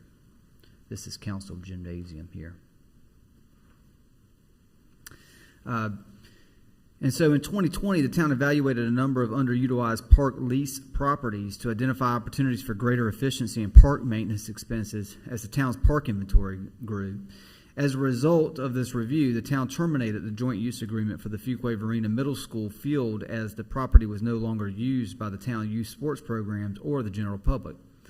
During the termination process, the town and the school system real estate staff identified that while there was no joint use agreement in place for the parking area adjacent to Council Gymnasium, it would be beneficial to the town and the Wake County Board of Education to formalize a parking use agreement for after hours and evening use of the parking area for participants in town youth sports. Under the agreement, the school system will maintain the parking areas and the town will maintain the landscape areas. While the agreement carries a 10-year term, both the town and the school system anticipate the need to revisit responsibilities under the agreement and future capital improvements once the Board of Education considers future educational uses at the Fuquay-Varina Middle School campus following the planned relocation of the Fuquay-Varina Middle School to the Bowling Road site in 2024. This programmatic and capital planning will establish the future parking areas or needs or other facility needs of the Wake County Public School System with respect to this property, and both the Board of Education and the town will collaboratively explore opportunities for its continued share use and cost share for major replacements, repairs under the parameters established under this agreement. Town management recommends approval of this agreement, which provides for use of this conveniently located parking lot for participants in town programs, and the terms of the agreement are reasonable and of the mutual benefit to the town and the Wake County Board of Education.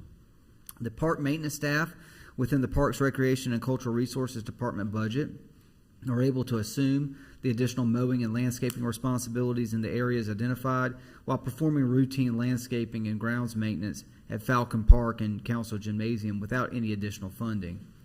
So the motion that's recommended to the town board this evening is to approve a parking use agreement with the Wake County Board of Education as presented and recommended, subject to the town attorney review as to form. One big question you may have is, aren't we already parking there? And the answer is yes, we just don't have a formalized agreement. This document intends to memorialize that. And Manager, what I think is important about that too is I have noticed that Wake County has not necessarily been maintaining their property the best that we would like. I have received issues made about that been sent to me in regards to that, and so now that town staff's maintaining it, I think that's great and be able to provide a better level of service also for the neighbors and the citizens that live adjoining that area. So that this is a good plan and formalizes it, and so that we also know that basketball that will continue operations there will have a location for 10 years for parking and essentially have the gymnasium be used for 10 more years also. Is that? Yeah, well, the gymnasium will be used for well beyond 10 years because it's ours, but the right. Parking will be there secured for those users.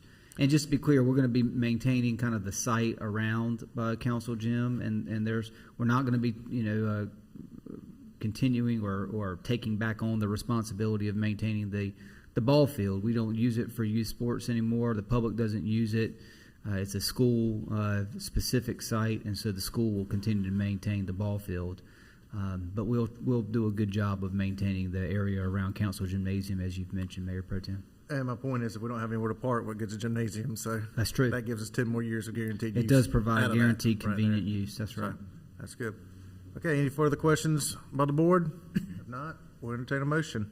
Mr. Mayor Pro Tem, I'd motion that we approve a parking use agreement with the Wake County Board of Education as presented and recommended, subject to town attorney review as to form. Second. We have a motion and a second. All in favor say aye. Aye. Those opposed? Motion passes.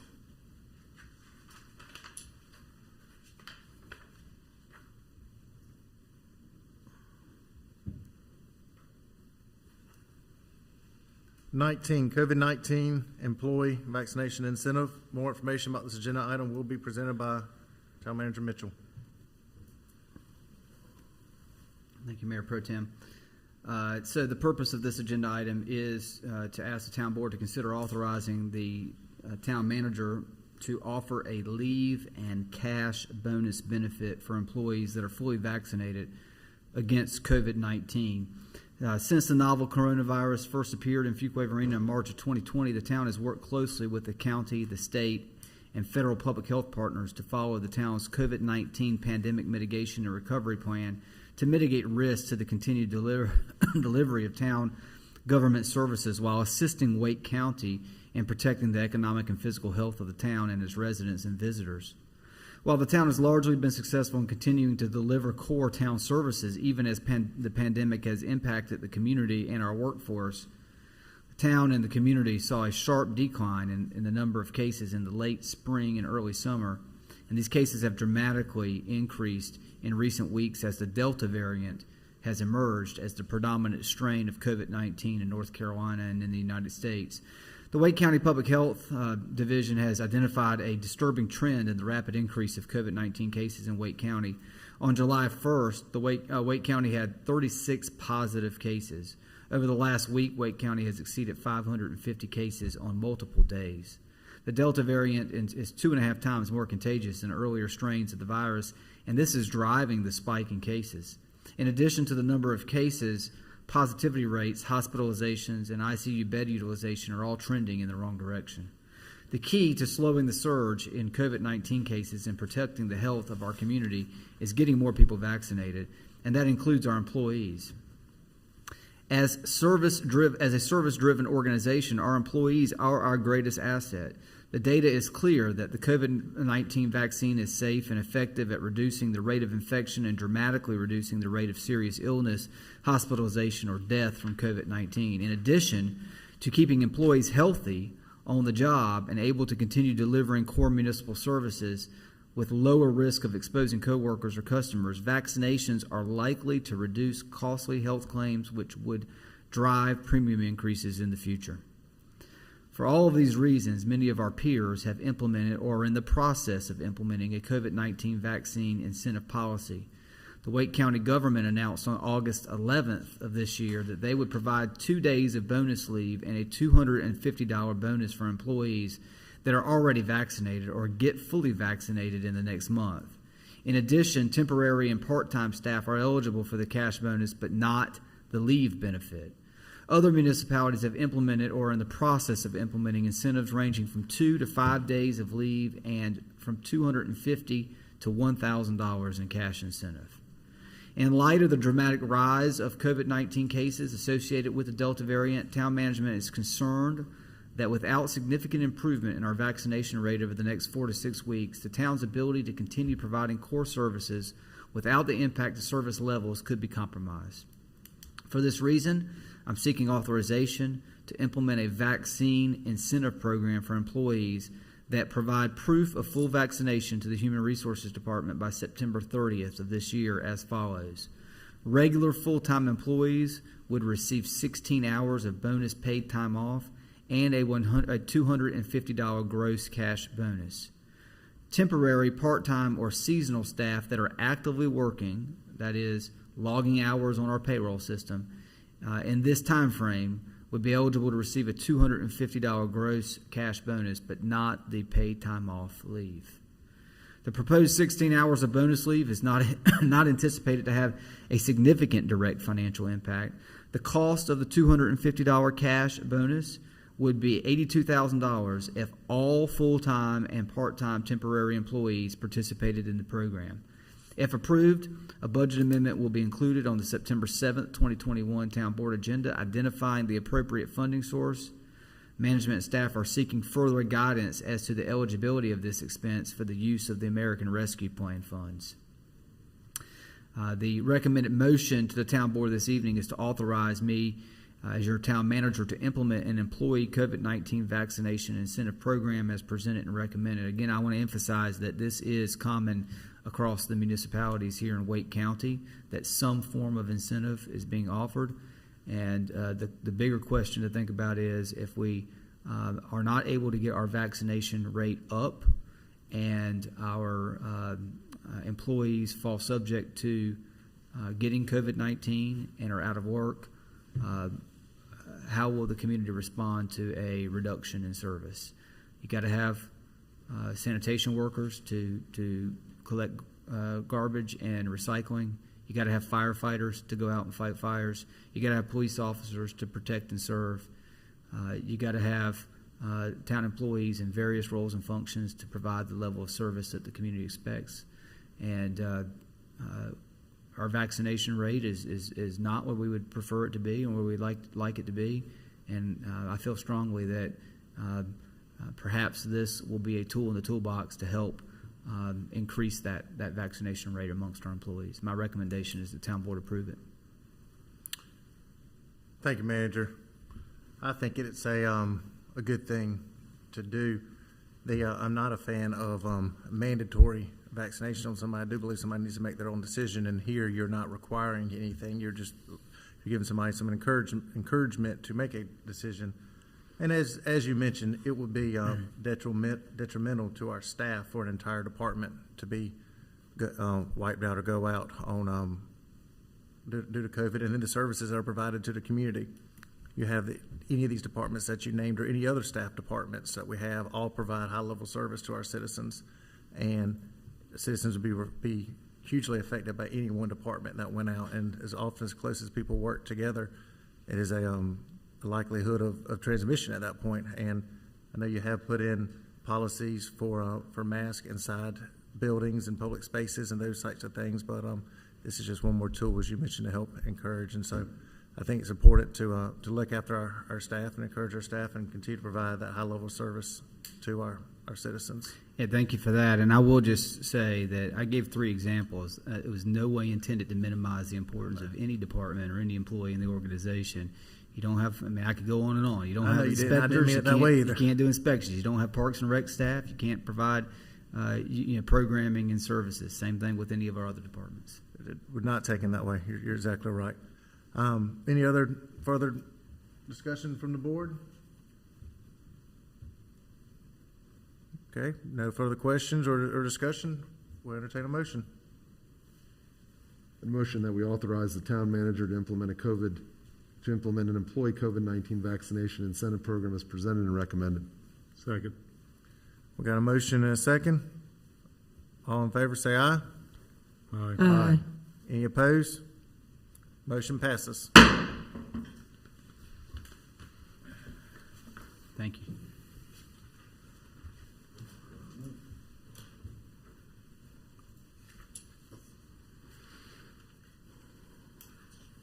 We have our manager's report up next. Your variety of items I know that you have here, Adam, that you're going over. Will you speak to Adeline Place also? I know we have also received some comments in regard to that. Sure, I'd be happy to just kind of give a report on that. And I appreciate Mr. Jones calling in this evening and recognizing the efforts that have been made in the last couple of weeks by our staff. We certainly have taken his and other residents in the neighborhood's concerns seriously and have worked to address those as best we can with the tools that are available to us, either by statute or by town ordinance, to address them. I'll kind of just quickly summarize some of the things we've done. Certainly, he mentioned Matt Poling, our engineering director, who is here this evening. Matt personally has gone out to the site and met with Mr. Jones and some of the other residents out at the site to take a tour and understand better what their concerns were. So site inspections were done not only by leadership within the organization. I know Jim Seymour, our assistant town manager of development services, also had a direct conversation with the resident. But in addition, we had other staff go out and perform site inspections and document pretty extensively the issues that we saw out there. Notification of erosion control non-compliance was provided to the builder on site, and with some expectations on bringing the site into compliance with respect to erosion control. Notifications of violation regarding stormwater noncompliance were also issued, and a civil citation was issued as a result of that. And I believe reinspection, if not already having been completed, is soon to be happening. And then there were a number of conversations that were had with the builder on site about just the unkept condition of job sites and specifically working after hours. Both the police department and the inspections department provided warnings to the contractor about some of their activity, specifically related to working on Sundays. Working on Sunday is not permitted under town ordinance. Working Monday through Friday under certain hours is. Working on Saturday within certain hours is allowed, but not on Sunday. Sort of the two main issues at heart really were trash and noise. I believe the noise issues are or have been addressed by law enforcement. The issue of trash is not so much an issue of littering as it is just kind of an unkept job site. But to be honest with you, these job sites aren't necessarily out of the norm compared to job sites that we see in other subdivisions all across the town. Could they be cleaner and a little bit more neatly kept? Sure, they could. They absolutely could, and we're going to continue to encourage the builder to do that. Rich Johnson, our code compliance officer, has inspected the site on numerous occasions since Mr. Jones reported his concerns at our last town board meeting, and Rich has addressed some of the site conditions with regards to trash and just the unkept nature of it through our town ordinance as it relates to public nuisance and public health and safety standards. And I do believe the contractor, to Mr. Jones's point tonight, has made some effort to make the situation better. You know, it's not all the general contractor. They have subs, too, that contribute to this, but ultimately the general contractor is responsible for their subs, and so there has to be that communication. The overall arching point to make here is that there has been improvement out at the site, and we expect that the builder of record will continue to keep a close eye on their sites and work to address the concerns of the community so that we don't get into a situation where things spiral and get out of control. Certainly our engineering department and our code compliance department, and if we receive complaints, our police department will be staying on top of this particular subdivision now that we've heard concerns to make sure that they continue to do the things they need to do to keep their site in good standing. I think that's positive. I'm glad that's being addressed. As you know, I also made a phone call to the regional president of that company, too, to ask them to straighten up before things got a lot worse for them. So I'm glad to see that they are cooperating with staff in regards to this. Thank you.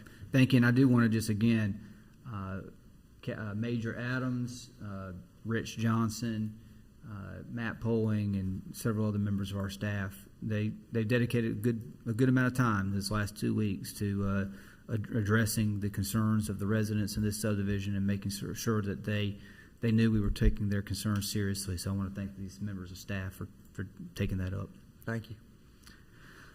Just as an update, Mayor Pro Tem and Board, on some things that have been happening since our last town board meeting within our departments. Our IT department, the new town phone system migration is now substantially complete. This was a project that we had identified in our 5-year plan and have worked to implement and complete. We're continuing to work on the CityWorks work order management system implementation and hope to have that implemented and substantially complete in the near future as well. Our new garbage truck that the town board approved, I think it was maybe the last board meeting or the board meeting before that, is expected to be delivered this Wednesday. So we're excited about having that added to our fleet. And then the new street sweeper that was included in this year's budget, our second in our fleet, it was ordered today. And so we're waiting on the estimated delivery time on that. Sanitation department added Xavier High to our sanitation team as a sanitation collector, so we're excited to have Mr. High be a part of our team. And the streets department has added Skylar Powell as a street maintenance worker to the street department, so we're excited about having Skylar Powell as a part of our team as well. In terms of the Art Center, theater shows will resume with the end of summer dance showcase on August 27th and the Gerald Parker Jazz Orchestra on August 28th. Again, we are closely kind of monitoring the COVID situation right now. Since it's indoors in a town facility, the public would be required to wear a mask in all town facilities. Whether we make alterations or plans to town events, that has not been determined at this time. We're continuing to review the data, and we'll make decisions accordingly if necessary. The Art Center has recently filled several part-time roles to provide front desk, theater, and custodial support. So that's a signal that we're moving forward with our plans, even though the pandemic is moving in a different direction. In terms of our finance department, they are working on the year-end audit, and we recently hired Morgan Thomas as a new customer service representative. So we're excited about Morgan coming and being a part of our team. The Parks, Recreation, and Cultural Resources Department, the fall youth sports preparations have begun and evaluations are underway. Planning for fall events like Celebrate Fuquay-Varina and the Follow Me to Fuquay-Varina concert series are also underway. And the James A. Campbell Park restroom is nearing completion, and we will work to schedule a ribbon cutting for that facility when that project is done. The Planning Department, we hired Melissa Sigmund as the town's new assistant planning director. We're excited about Melissa coming on board. She comes to us from Holly Springs, and she is well respected in the field, and I think it's going to add a great deal of value to the planning department and the challenges that we have of keeping up with the growth that we're experiencing here in our community. She'll start her job on September 13th, so we're excited about Melissa joining our team as well. We've had 89 single-family home permits issued so far for the month of August, so we're still churning along with our growth here in our community. And to that point, the 2020 census results were announced last week, the data from that. As of April 1st of 2020, our population was counted at 34,152 individuals, making Fuquay-Varina the 29th largest city in the state of North Carolina. Through July 2021 of this year, so through July 2021, we've issued 1,822 residential certificates of occupancy. So when you apply the industry standard multiplier to certificate of occupancies, we've added approximately 4,303 residents to our population since April of 2020. This brings our estimated population to 38,455. And based on the town's growth rate, which is more on a percentage basis than any other city in the state of North Carolina with a population of 25,000 and larger, Fuquay-Varina is now likely the 27th largest city in the state of North Carolina. And so it's a big leap from where we were in 2000 and even in 2010. And so there's a lot of opportunities that come along with growth, but there's challenges that come along with it too. And balancing both of those is what we aim and strive to do each and every day. The Fuquay-Varina Police Department will have a Cover a Cruiser Special Olympics fundraiser on this Saturday, August 21st, from 10 a.m. to 2 p.m. at Kohl's in the Kohl's parking lot. So if you want to make a pledge and donation and cover the cruiser for Special Olympics, come on out on Saturday morning from 10 a.m. to 2 p.m.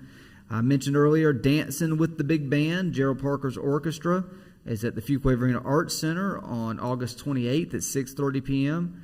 Jim Quick and the Coastline Band will be headlining our Follow Me to Fuquay-Varina concert on September 9th, Thursday, September 9th at Centennial Park. This is from 6:30 to 9:30 p.m. We will have our September 11th National Day of Remembrance at the Fuquay-Varina Arts Center on Saturday, September 11th from 8:30 a.m. to 10 a.m. And you may have recently received an email. If not, I'll make sure Teresa gets you the information. Operation Coming Home is going to do their groundbreaking ceremony for the most recent home number 24 for Operation Coming Home, number 11 for Fuquay-Varina, that the town board recently approved the waiver of development fees for. And so that'll take place, I believe, at 10 a.m. So the town board will have to hustle from one spot to the other to be able to get to that. We'll make sure Teresa gets it on your calendars. And then finally, we have a first reading, a zoning map amendment. The Curry Engineering Group submitted this petition, 1601 North Main Street. This is rezoning petition 2021-05. This is the first reading, so encourage you to familiarize yourself with that. And with that, Mayor Pro Tem Massengill, I have no other comments to provide to the town board. I'm happy to answer any questions that the town board may have now or later in the meeting.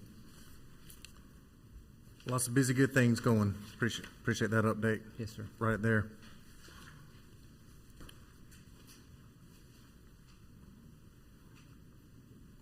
Okay, we'll go to town board member comments. Commissioner Smith. Yes, sir, Mr. Mayor Pro Tem. Just real quickly, I want to say thank you to our Fuquay-Varina Police Department for the National Night Out event. As I walked through that, I thought back to 2006 when I was in my second year as police chief, and Commissioner Harris and I and the then town manager stood out there in about 100-degree weather and cooked hot dogs. So I did sympathize with Captain Walsh as he labored over the hot dog grill, because I had to do that several years ago. So we've come a long ways. It's grown year by year by year, and I was very proud of what it's gotten to. Thank you, Chief, and all of your staff for really a nice event. A lot of people turned out. It turned out really nice. That's all I got. Thank you. Thank you. Commissioner Harris. I almost forgot about that one, Chief. Thank you so much for reminding me. Yeah, we have come a long way with that. And I also attended the event. I always get excited about opportunities where you can have the citizens and law enforcement to come together in a positive, interactive way. I thought that was well done. Everything was organized, and it left opportunities for the public at large to see police officers in a different manner. I thought it was well done, and I certainly enjoyed it. Thank you. Thank you, Commissioner Harris. Commissioner Wunsch. Yes, I would reflect the comments that have already been made about the National Night Out. It was the best one I've ever been to. It was awesome to be pulling up and seeing all the people that were there, all the event had to offer, all the engagement from our officers, the presentations. I was able to participate in all of it, and it was just, for lack of a better adjective, it was fantastic. I mean, it really was fantastic, and it like has been said, it's great to have that event. It's great to have the many events that the police department have that offer that engagement with the public, and also as a learning piece. It's a great learning piece to learn about what law enforcement do every day, all the things they do every day, and I found it just wonderful. I also wanted to again congratulate the chief on her recognition that she received the Legacy Award, and for her 30 years serving our town as for 30 years serving in law enforcement, for 6 years serving our town as police chief, and that was exciting recognition to get, and it was certainly exciting to share with the community, and so congratulations to our chief and just to our entire department for a wonderful event, and those will be my comments. Thank you, Commissioner Wunsch. Commissioner Gardner. Well, I know this was just the first step along the way toward the Community Center North and the new senior center associated with it. But I think it's exciting that we have gotten that far with that, and now we'll put it before the citizens and see what they think.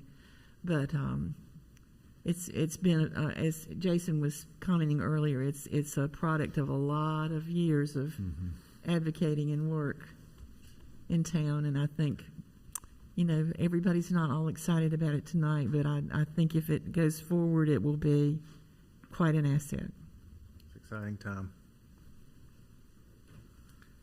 Thank you, Commissioner Gardner, for your comments. Any further? No, that's it. National Night Out was mentioned, and Chief, your department did a great job on that event. It was well received. I believe management mentioned it earlier, but I know when I inquired about the numbers on it, it's the largest in a long time. That's been, if not the largest ever, largest I've ever been to, and that's incredible. There, the fun games, the interaction that your department did. My little girl Anna's favorite thing is hot dogs, so she was ecstatic. Jake typically has never touched a hot dog and refuses to eat hot dogs, but we said you have to here, and he said, okay, I'll eat 3 bites. And so he ate 3 bites of hot dog out of pure protest, to be honest, but still he did. He was so excited to be there and get to be around everything. That was fun. The most exciting thing was just, kids watch cartoons and see jails on TV, and they just, envision in their mind a big jail cell, and so they didn't quite understand how it works. I said, it's not everything. You can't trust everything you see on TV, kids. So that they're still figuring that out at their young age. The Q had their raising the roof ceremony last week, and the Q, remember, it's a downtown building that's being built on Raleigh Street, and that's well under construction. And what they did is they had a portion of the building that they had members that are involved with the building team and involved in the community that could sign their name and wish wishes on it. And that's pretty neat. You know, that building should last a very long time. And then at some point when it's being remodeled or something different, they'll find these steel studs, the vertical members that support the building that have handwriting messages all over them. So I thought that was pretty neat that they had done that. And they still project the first residents will move in there in January, and then the restaurant will be opened shortly after that and have that space finalized. So they have landed a tenant for that. I'll wait and let them be the ones to announce that when the time's appropriate. But that's exciting to know we have a new restaurant that's coming to downtown Fuquay-Varina also.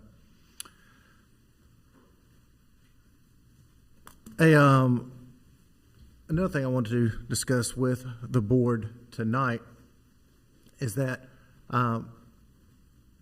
is the naming of our town hall building right here.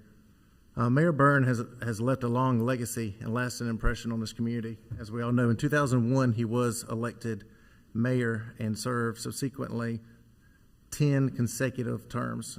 10 consecutive terms is the most of any mayor and more consecutive terms than any elected official in the town's history.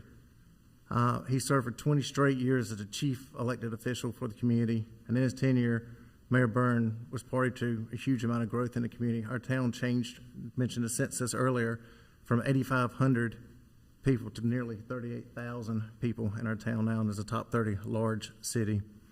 Over years, he was, as we know on this board, he's been known as a consensus builder, a champion for small business, a champion for historic preservation, and a promoter of a lot of things downtown, and a mayor for all citizens, and a voted public servant.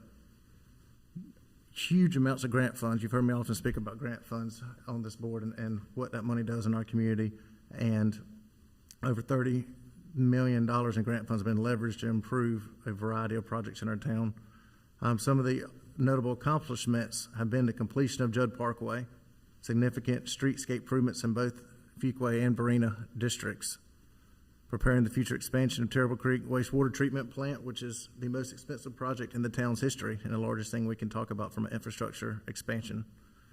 We went through the Great Recession. We also have, and then we came out with a AAA bond rating, and that's the highest, as we know, any municipal form of government can have. The Art Center has been built. Marilyn, you mentioned that earlier in regards to that during that time period. A large amount of projects, parks. The Hilltop Needmore Northtown Preserve Park, which is now going to have Community Center North and Senior Center located at, and the Fuquay-Varina Mineral Spring Park, amongst many parks and locations. And the reason I bring up the town hall in this municipal building is that he also led the discussion on the importance of the town hall, the center of government, back downtown where it was originally was located. I remember when the manager was hired, same time I came onto the board, drove straight downtown before everybody had smartphones, and drove straight downtown, and our town hall was not located downtown. And as we know, it is here now in this building, 134 North Main Street. And he helped and was instrumental in the negotiation and purchase of this property right here. And the timing was critical because we know today's environment of what the cost of building and what the cost of infrastructure is to purchase today. And to me, there's no better way to honor or recognize the mayor's legacy upon his retirement. And I think it's important to do before somebody. Often we recognize people when they are gone years later, or they've died, or other variety of ways. But I think it's nice recognizing somebody as they are still where they can enjoy that. And as I mentioned, a former mayor is not uncommon. There's examples all over the country of this. And I propose tonight that we vote to rename the Fuquay-Varina Town Hall to the John W. Byrne Municipal Building and recognize this name change at a future meeting.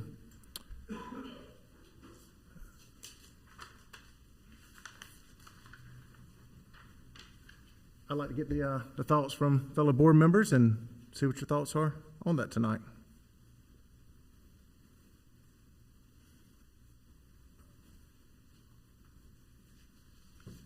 Well, Adam, I'll speak. Mr. Mayor Pro Tem, I'll speak first, I guess, since somebody else jumped to the mic. It is a precedent I've seen set in other towns. I remember years ago being very familiar with the Raleigh government there because my dad worked for the city of Raleigh, longtime Mayor Avery Upchurch. The municipal building downtown was named after him. Of course, I think it's the older municipal building. They've now replaced it with a new one. So it's not an unusual thing for long-serving mayors to have that done. So from that standpoint, it wouldn't be an unusual move for us to do. And then obviously, I think some of the things that as you made this conversation start, I jotted down some things, but you beat me to the punch on several of the accomplishments that's happened in our town. But just unprecedented amount of growth. And, you know, the common factor, when you look across the changes on the board, still sitting up here, I'm still the newest member, but, you know, he has been here for a bunch of members that's come and gone. Some passed away, some just got out of public service, and I think he has kind of been the steady and influence as we brought new board members on, watched them serve and watched them leave, and he was still here. So I don't think it would be an unusual move for us to make as a town, and I can't think of a more deserving person when you look at 20 years of service when the town was going through such unprecedented growth, having a steadying hand. Even though the board makes the votes, he was a steadying hand in the middle of it as the board discussed and made votes that helped steer our growth during that time. So I concur with you that it would probably be a great honor and a good idea for us to do that. Thank you, Commissioner Smith. Any other further comments or thoughts on the board in regards to that? I'll make a comment. You know, Mayor Byrne has certainly been the mayor the entire time I've been a commissioner, and for as long as I've lived in Fuquay-Varina. And when it's come time to pay for a lot of the things that we as a public have wanted in regard to roads and infrastructure improvement, he has definitely been at the forefront of advocating for Fuquay-Varina to get the grants and the financial assistance so that the burden would not be placed heavily on the taxpayer. He's been a big advocate for that. You know, he is taken the mayor role, you know, very seriously. He has been a full-time mayor, been at all the events, and he has definitely, you know, I would definitely say, without using a trite expression, he's given his heart and soul to the town. And so I would concur with what Commissioner Smith has shared, that it would not at all be different or unusual to do something like that. Now, as the Mayor Pro Tem said, often I guess things like this happen when people are gone, when they're deceased. But, you know, if you're going to do something like that, then yes, I would agree it would be nice to do it while they're alive. So those would be my comments. Commissioner Gardner or Commissioner Harris, do y'all have any thoughts or comments? Well, I had not. I had thought that. I'd been thinking through this. How do you honor 20 years of service? And I had not figured it out yet, but I think this would be an appropriate way. Thank you. Commissioner Harris, do you have any thoughts? Yes. I was, of course, just presented with this in my reaction. I'm not ready to make a decision on it yet. I think that this is one of the issues that our board continuously faces, that something like this, which will impact the entire community, not just us board members, needs to be needs to take time to have input from the community. We have Let's Talk Fuquay-Varina. I think we need to hear from the community in regards to their opinion about the naming of a public building.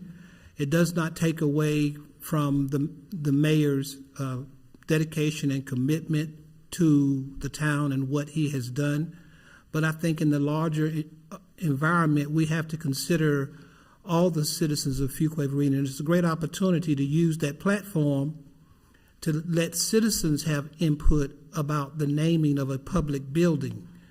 I think that's one way we can approach it, where we don't alienate any citizen at all who may have a different opinion about it. I think we have a resource and a tool that we can use to provide us input, rather than we as board members only make the decision based on our relationship with the mayor.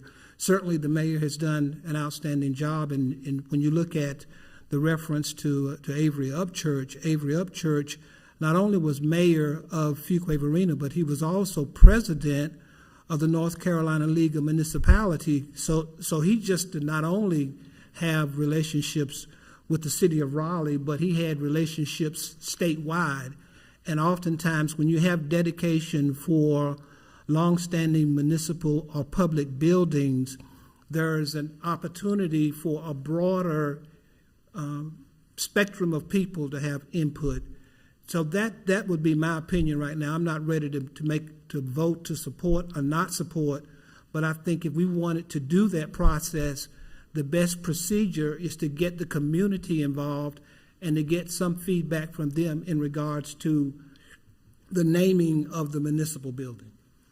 So do you think that then we have a survey or survey questions, yes, no, and then go with what the majority respond on a survey, or what are you thinking that way? I think that's why we have the tool, Let's Talk Fuquay, because community engagement, we had an issue tonight with some people feeling as if they were left out of a process that was a good process as far as the community center north, the active adult issue, which was a great idea, but what we heard is that some people feel like they were not part of that process. And what better way to honor the mayor than to have the entire community to support or either not support that? Of course, I think we may get more support than we imagine, but at least what we will give the citizens of the town an opportunity to have a voice in something that will be so great for the community if we wanted to do it that way. And I think if it comes out positive, I think the mayor would even feel better about the fact of what he has done historically over the last several years can be affirmed by the entire citizenry and not just this board.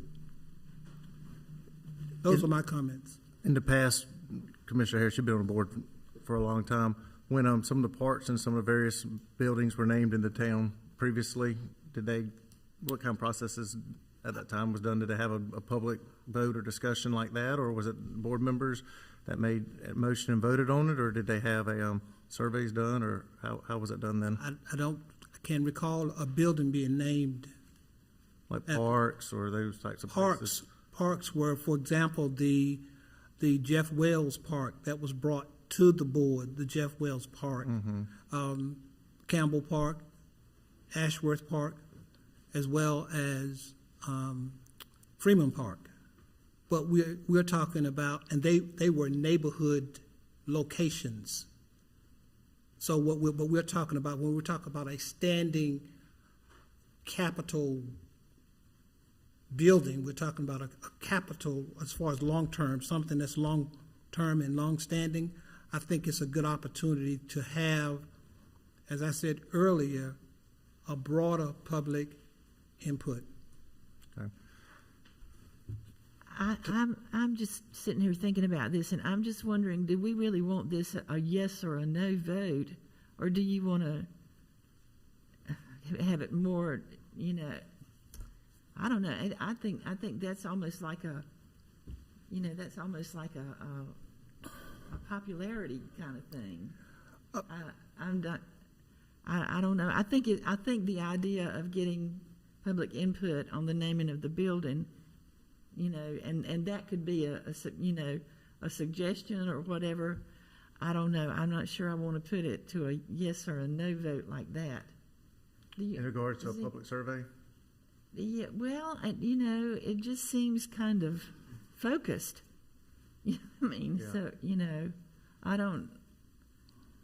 I like the idea of public input. I do like that idea, but, Mr. Attorney, is this something that needs a public hearing or a vote taken or a consensus nod toward management, or what is the protocol from that standpoint of what we should be? There's no statutory public hearing required, but I think it would typically take a vote of the board to make that decision, to name something. Well, I did hear several all board members are interested in it. One mentioned waiting a little bit, others maybe appropriate for tonight or not. Would the rest of the board like to vote on this tonight, or wait till the next meeting and put it on the agenda at the next meeting as a formal vote at that point?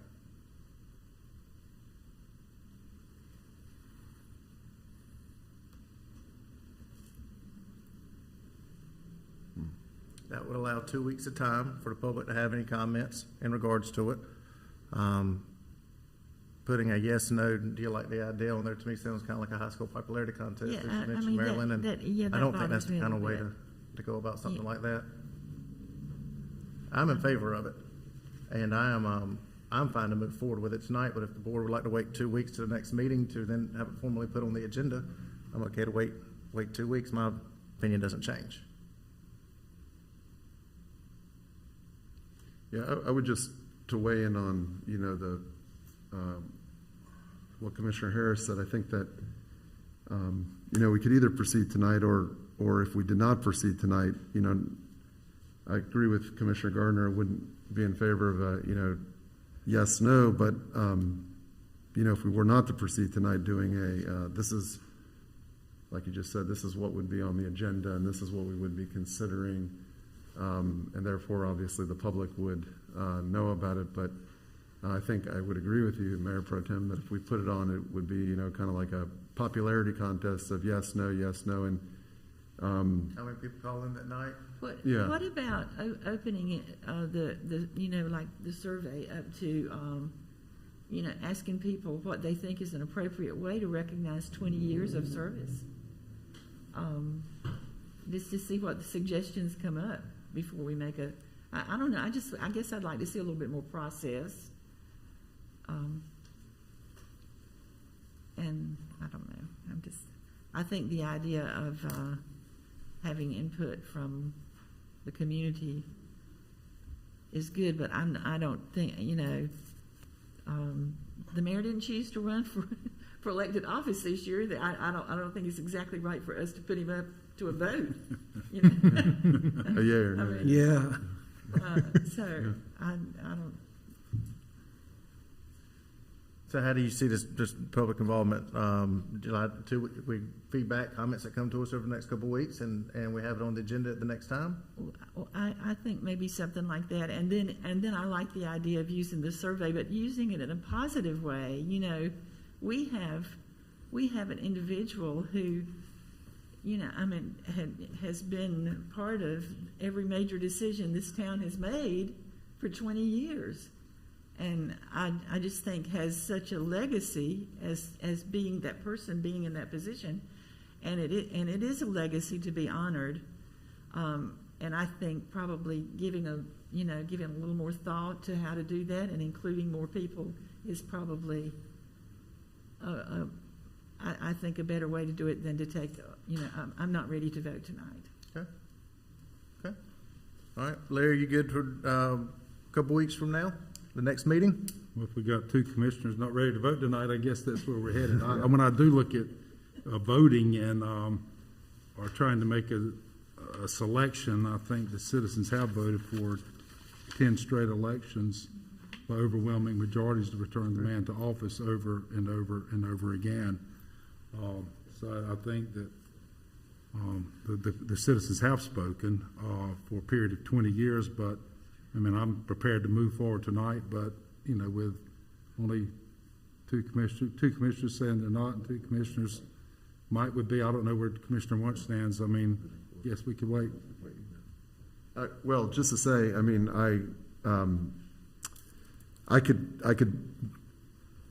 I see both points. I could go either way. I could move forward tonight. I just don't. What I wouldn't want to see happen is we take it to another vote. From the comments that have been made, because I do agree with what Commissioner Smith said. I mean, he has exactly what you just said. He's been elected 10 times. And it's unprecedented in this town for a mayor. So I think if we were to wait, it would be something that we would want to let the public know what we're going to be voting on. Of course, they could contact us if they had any concerns, issues with that, but not to put it on a survey, that where we're going to, vote yay or nay. So then if what we're discussing sounds like I heard I didn't want yay or nay either. I wanted something more like, what do you think is an appropriate way to honor this service? Yeah. I just don't know necessarily what putting I don't know what necessarily brings on that. What I did hear is Larry willing to move, speaking positive, willing to move forward in that. But I hear Jason willing to move forward on it. Marilyn said, I kind of like to think some, but didn't say you weren't for it. Bill said that he'd like to see some thought on it. Town attorney, can I make this kind of motion? Yeah, you full right to act as a member even though you're mayor pro tem. Okay. You're still a commissioner as far as voting goes. I'd like to make one other, Mr. Mayor Pro Tem, I'd like to make one other comment. Go ahead, Commissioner. I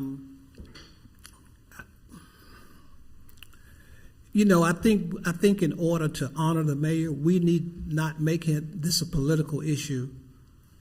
And I'm not in favor of voting one way or the other. I think this should come from the community. It would have been better if we would have discussed this in a different way.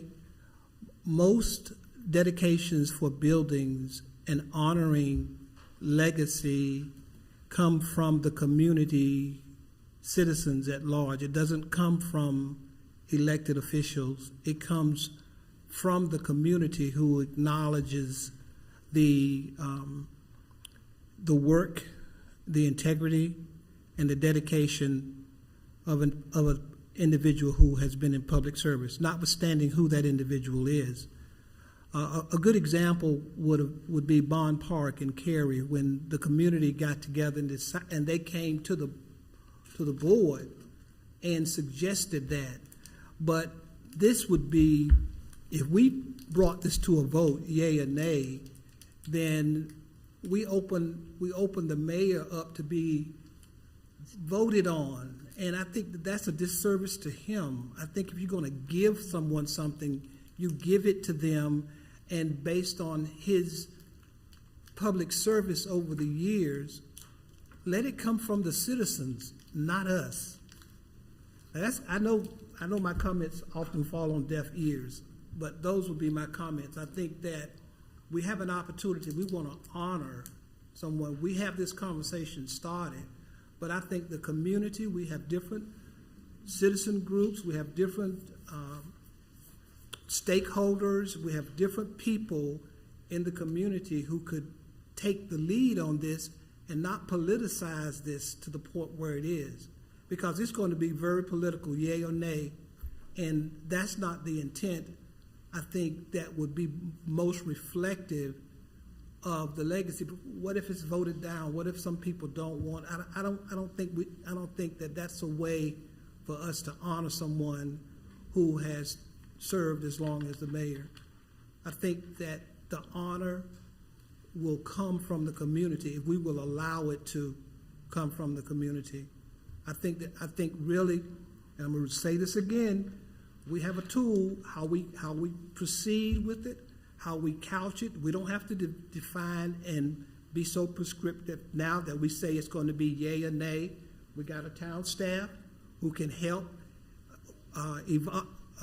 write or author questions that are not sort of absolute, but can give the citizens, again, an opportunity to stamp their approval on the naming of a public building. It has nothing to do with not supporting the issue, but I think the process and the procedure that we can use can be much more effective. I would just have a question for management. In terms of, because I've never named a public building before. Is there a process that is historically taken other than the one that we would be taking tonight for a board member to raise it in the motion? I mean, is there a different process that is normally taken other than what is being presented tonight? Well, before management answers that, let me tell you where this came from. Came from comments made to me in the public in regards to this building right here. So this isn't something that Blake's dreamed up tonight by any means. This is from comments in regards to that. I think that it's that's where that lies. And for our next comment, management, if you'll answer.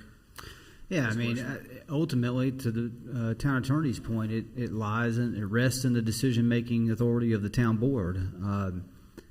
Now, in the past, naming of parks or naming of rooms and buildings, I think of the Jimmy Johnson room and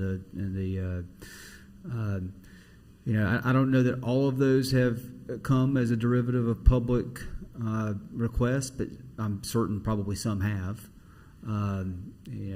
Certainly after the passing of former town commissioners, I'm certain that there was some interest to recognize those individuals by members in the community.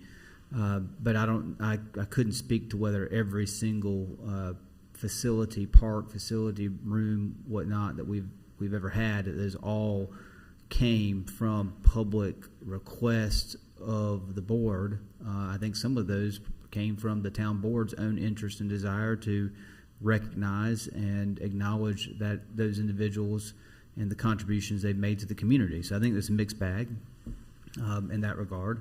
But ultimately it comes down to does this board support the renaming of the building? It's going to ultimately lie in your hands to make that decision, whether you do it tonight or whether you do it 2 weeks from tonight. I'm a little unclear as to what type of questioning we would ask in order to get community feedback on recognizing Mayor Byrne for his dedication and years of service to the community. I'm not sure I'm 100% comfortable with that. With putting it in a survey. Yeah, I'm not. I'll be quite honest with you. My preference, I think, would be that you as the elected body figure this out, not necessarily put it on town staff to try to craft some sort of questioning to get a response from the public by. Well, you just crafted a question. How would you recognize? Excuse me, I'm sorry. Do you recognize? You done? Okay. I'm The question would be, how would you recognize Mayor John Burns' years of service to the town of Fuquay? That's a question. Marilyn, if the question's called tonight, are you voting nay?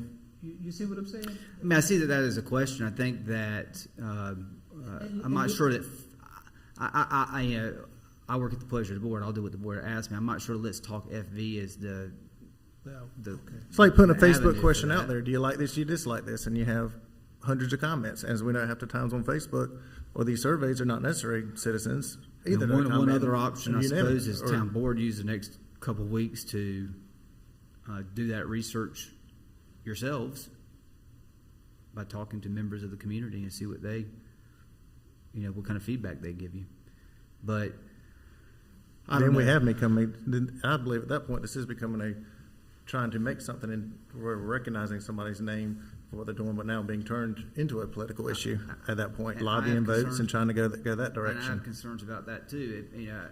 I agree with Commissioner Harris in the sense that you don't want something like this to become a political football. And again, at the end of the day, I think it comes down to what does this body, the elected body of the people, feel like is the appropriate way to recognize a person who has dedicated 20 years of their life to the role of mayor in this community. And I think that's the question you have to ask yourselves. And I would make one more comment, Mayor Pro Tem. I think that, I certainly feel like, he's given I mean, he's given a great portion of his life, and we've seen what he's done. We've been on the board for 8 years, and we've seen what he's done. I'm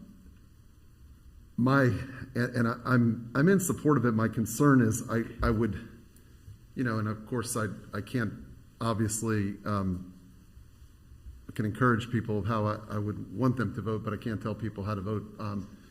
But I would, it would be great not to see a split vote on this issue, especially given that, this is an honor going to the mayor of our town for 20 years. And I know if I were mayor and someone was, telling me that this honor was going to be bestowed upon me, but that the board was split on it, the mayor has only had 2 split votes in 20 years, and because I once asked a mayor, have we had any split votes in Fuquay-Varina?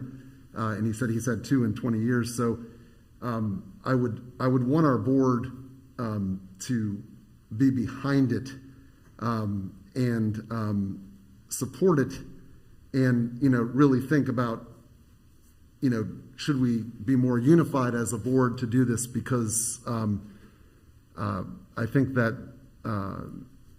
although I would not want this to be the result, the message to the community would be, the board was split about whether to honor the mayor of 20 years in our town. And so I would encourage all board members to really consider this, because it's, I don't know, like, we're not going to do a survey. If we're not going to do a survey and poll the town, should Mayor Byrne get this? I don't think that's appropriate.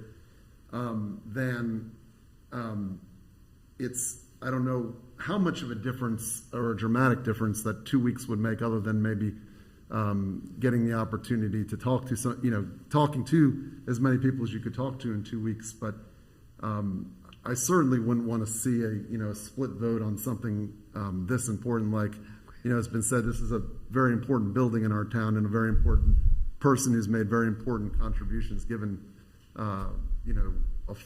over a fourth of his life, to Fuquay-Varina. So those would be my comments.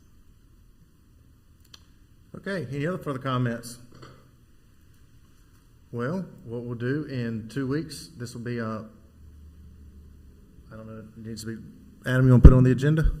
That's at the discretion of the board. If the town board would like this to be an agenda item, it'll be on the agenda. Let's place it on the agenda item, and then we have to vote on this in front of the mayor then. Yeah, that's exactly right. And so if you think your opinion's going to change or something new, I don't see any new information that changes mine, and that's why I made a comment to this board here tonight. I think a non-unanimous vote makes it politicized by doing that at the same time. Talk to people, and you've thought about this. I agree, and I'm fine with waiting in 2 weeks.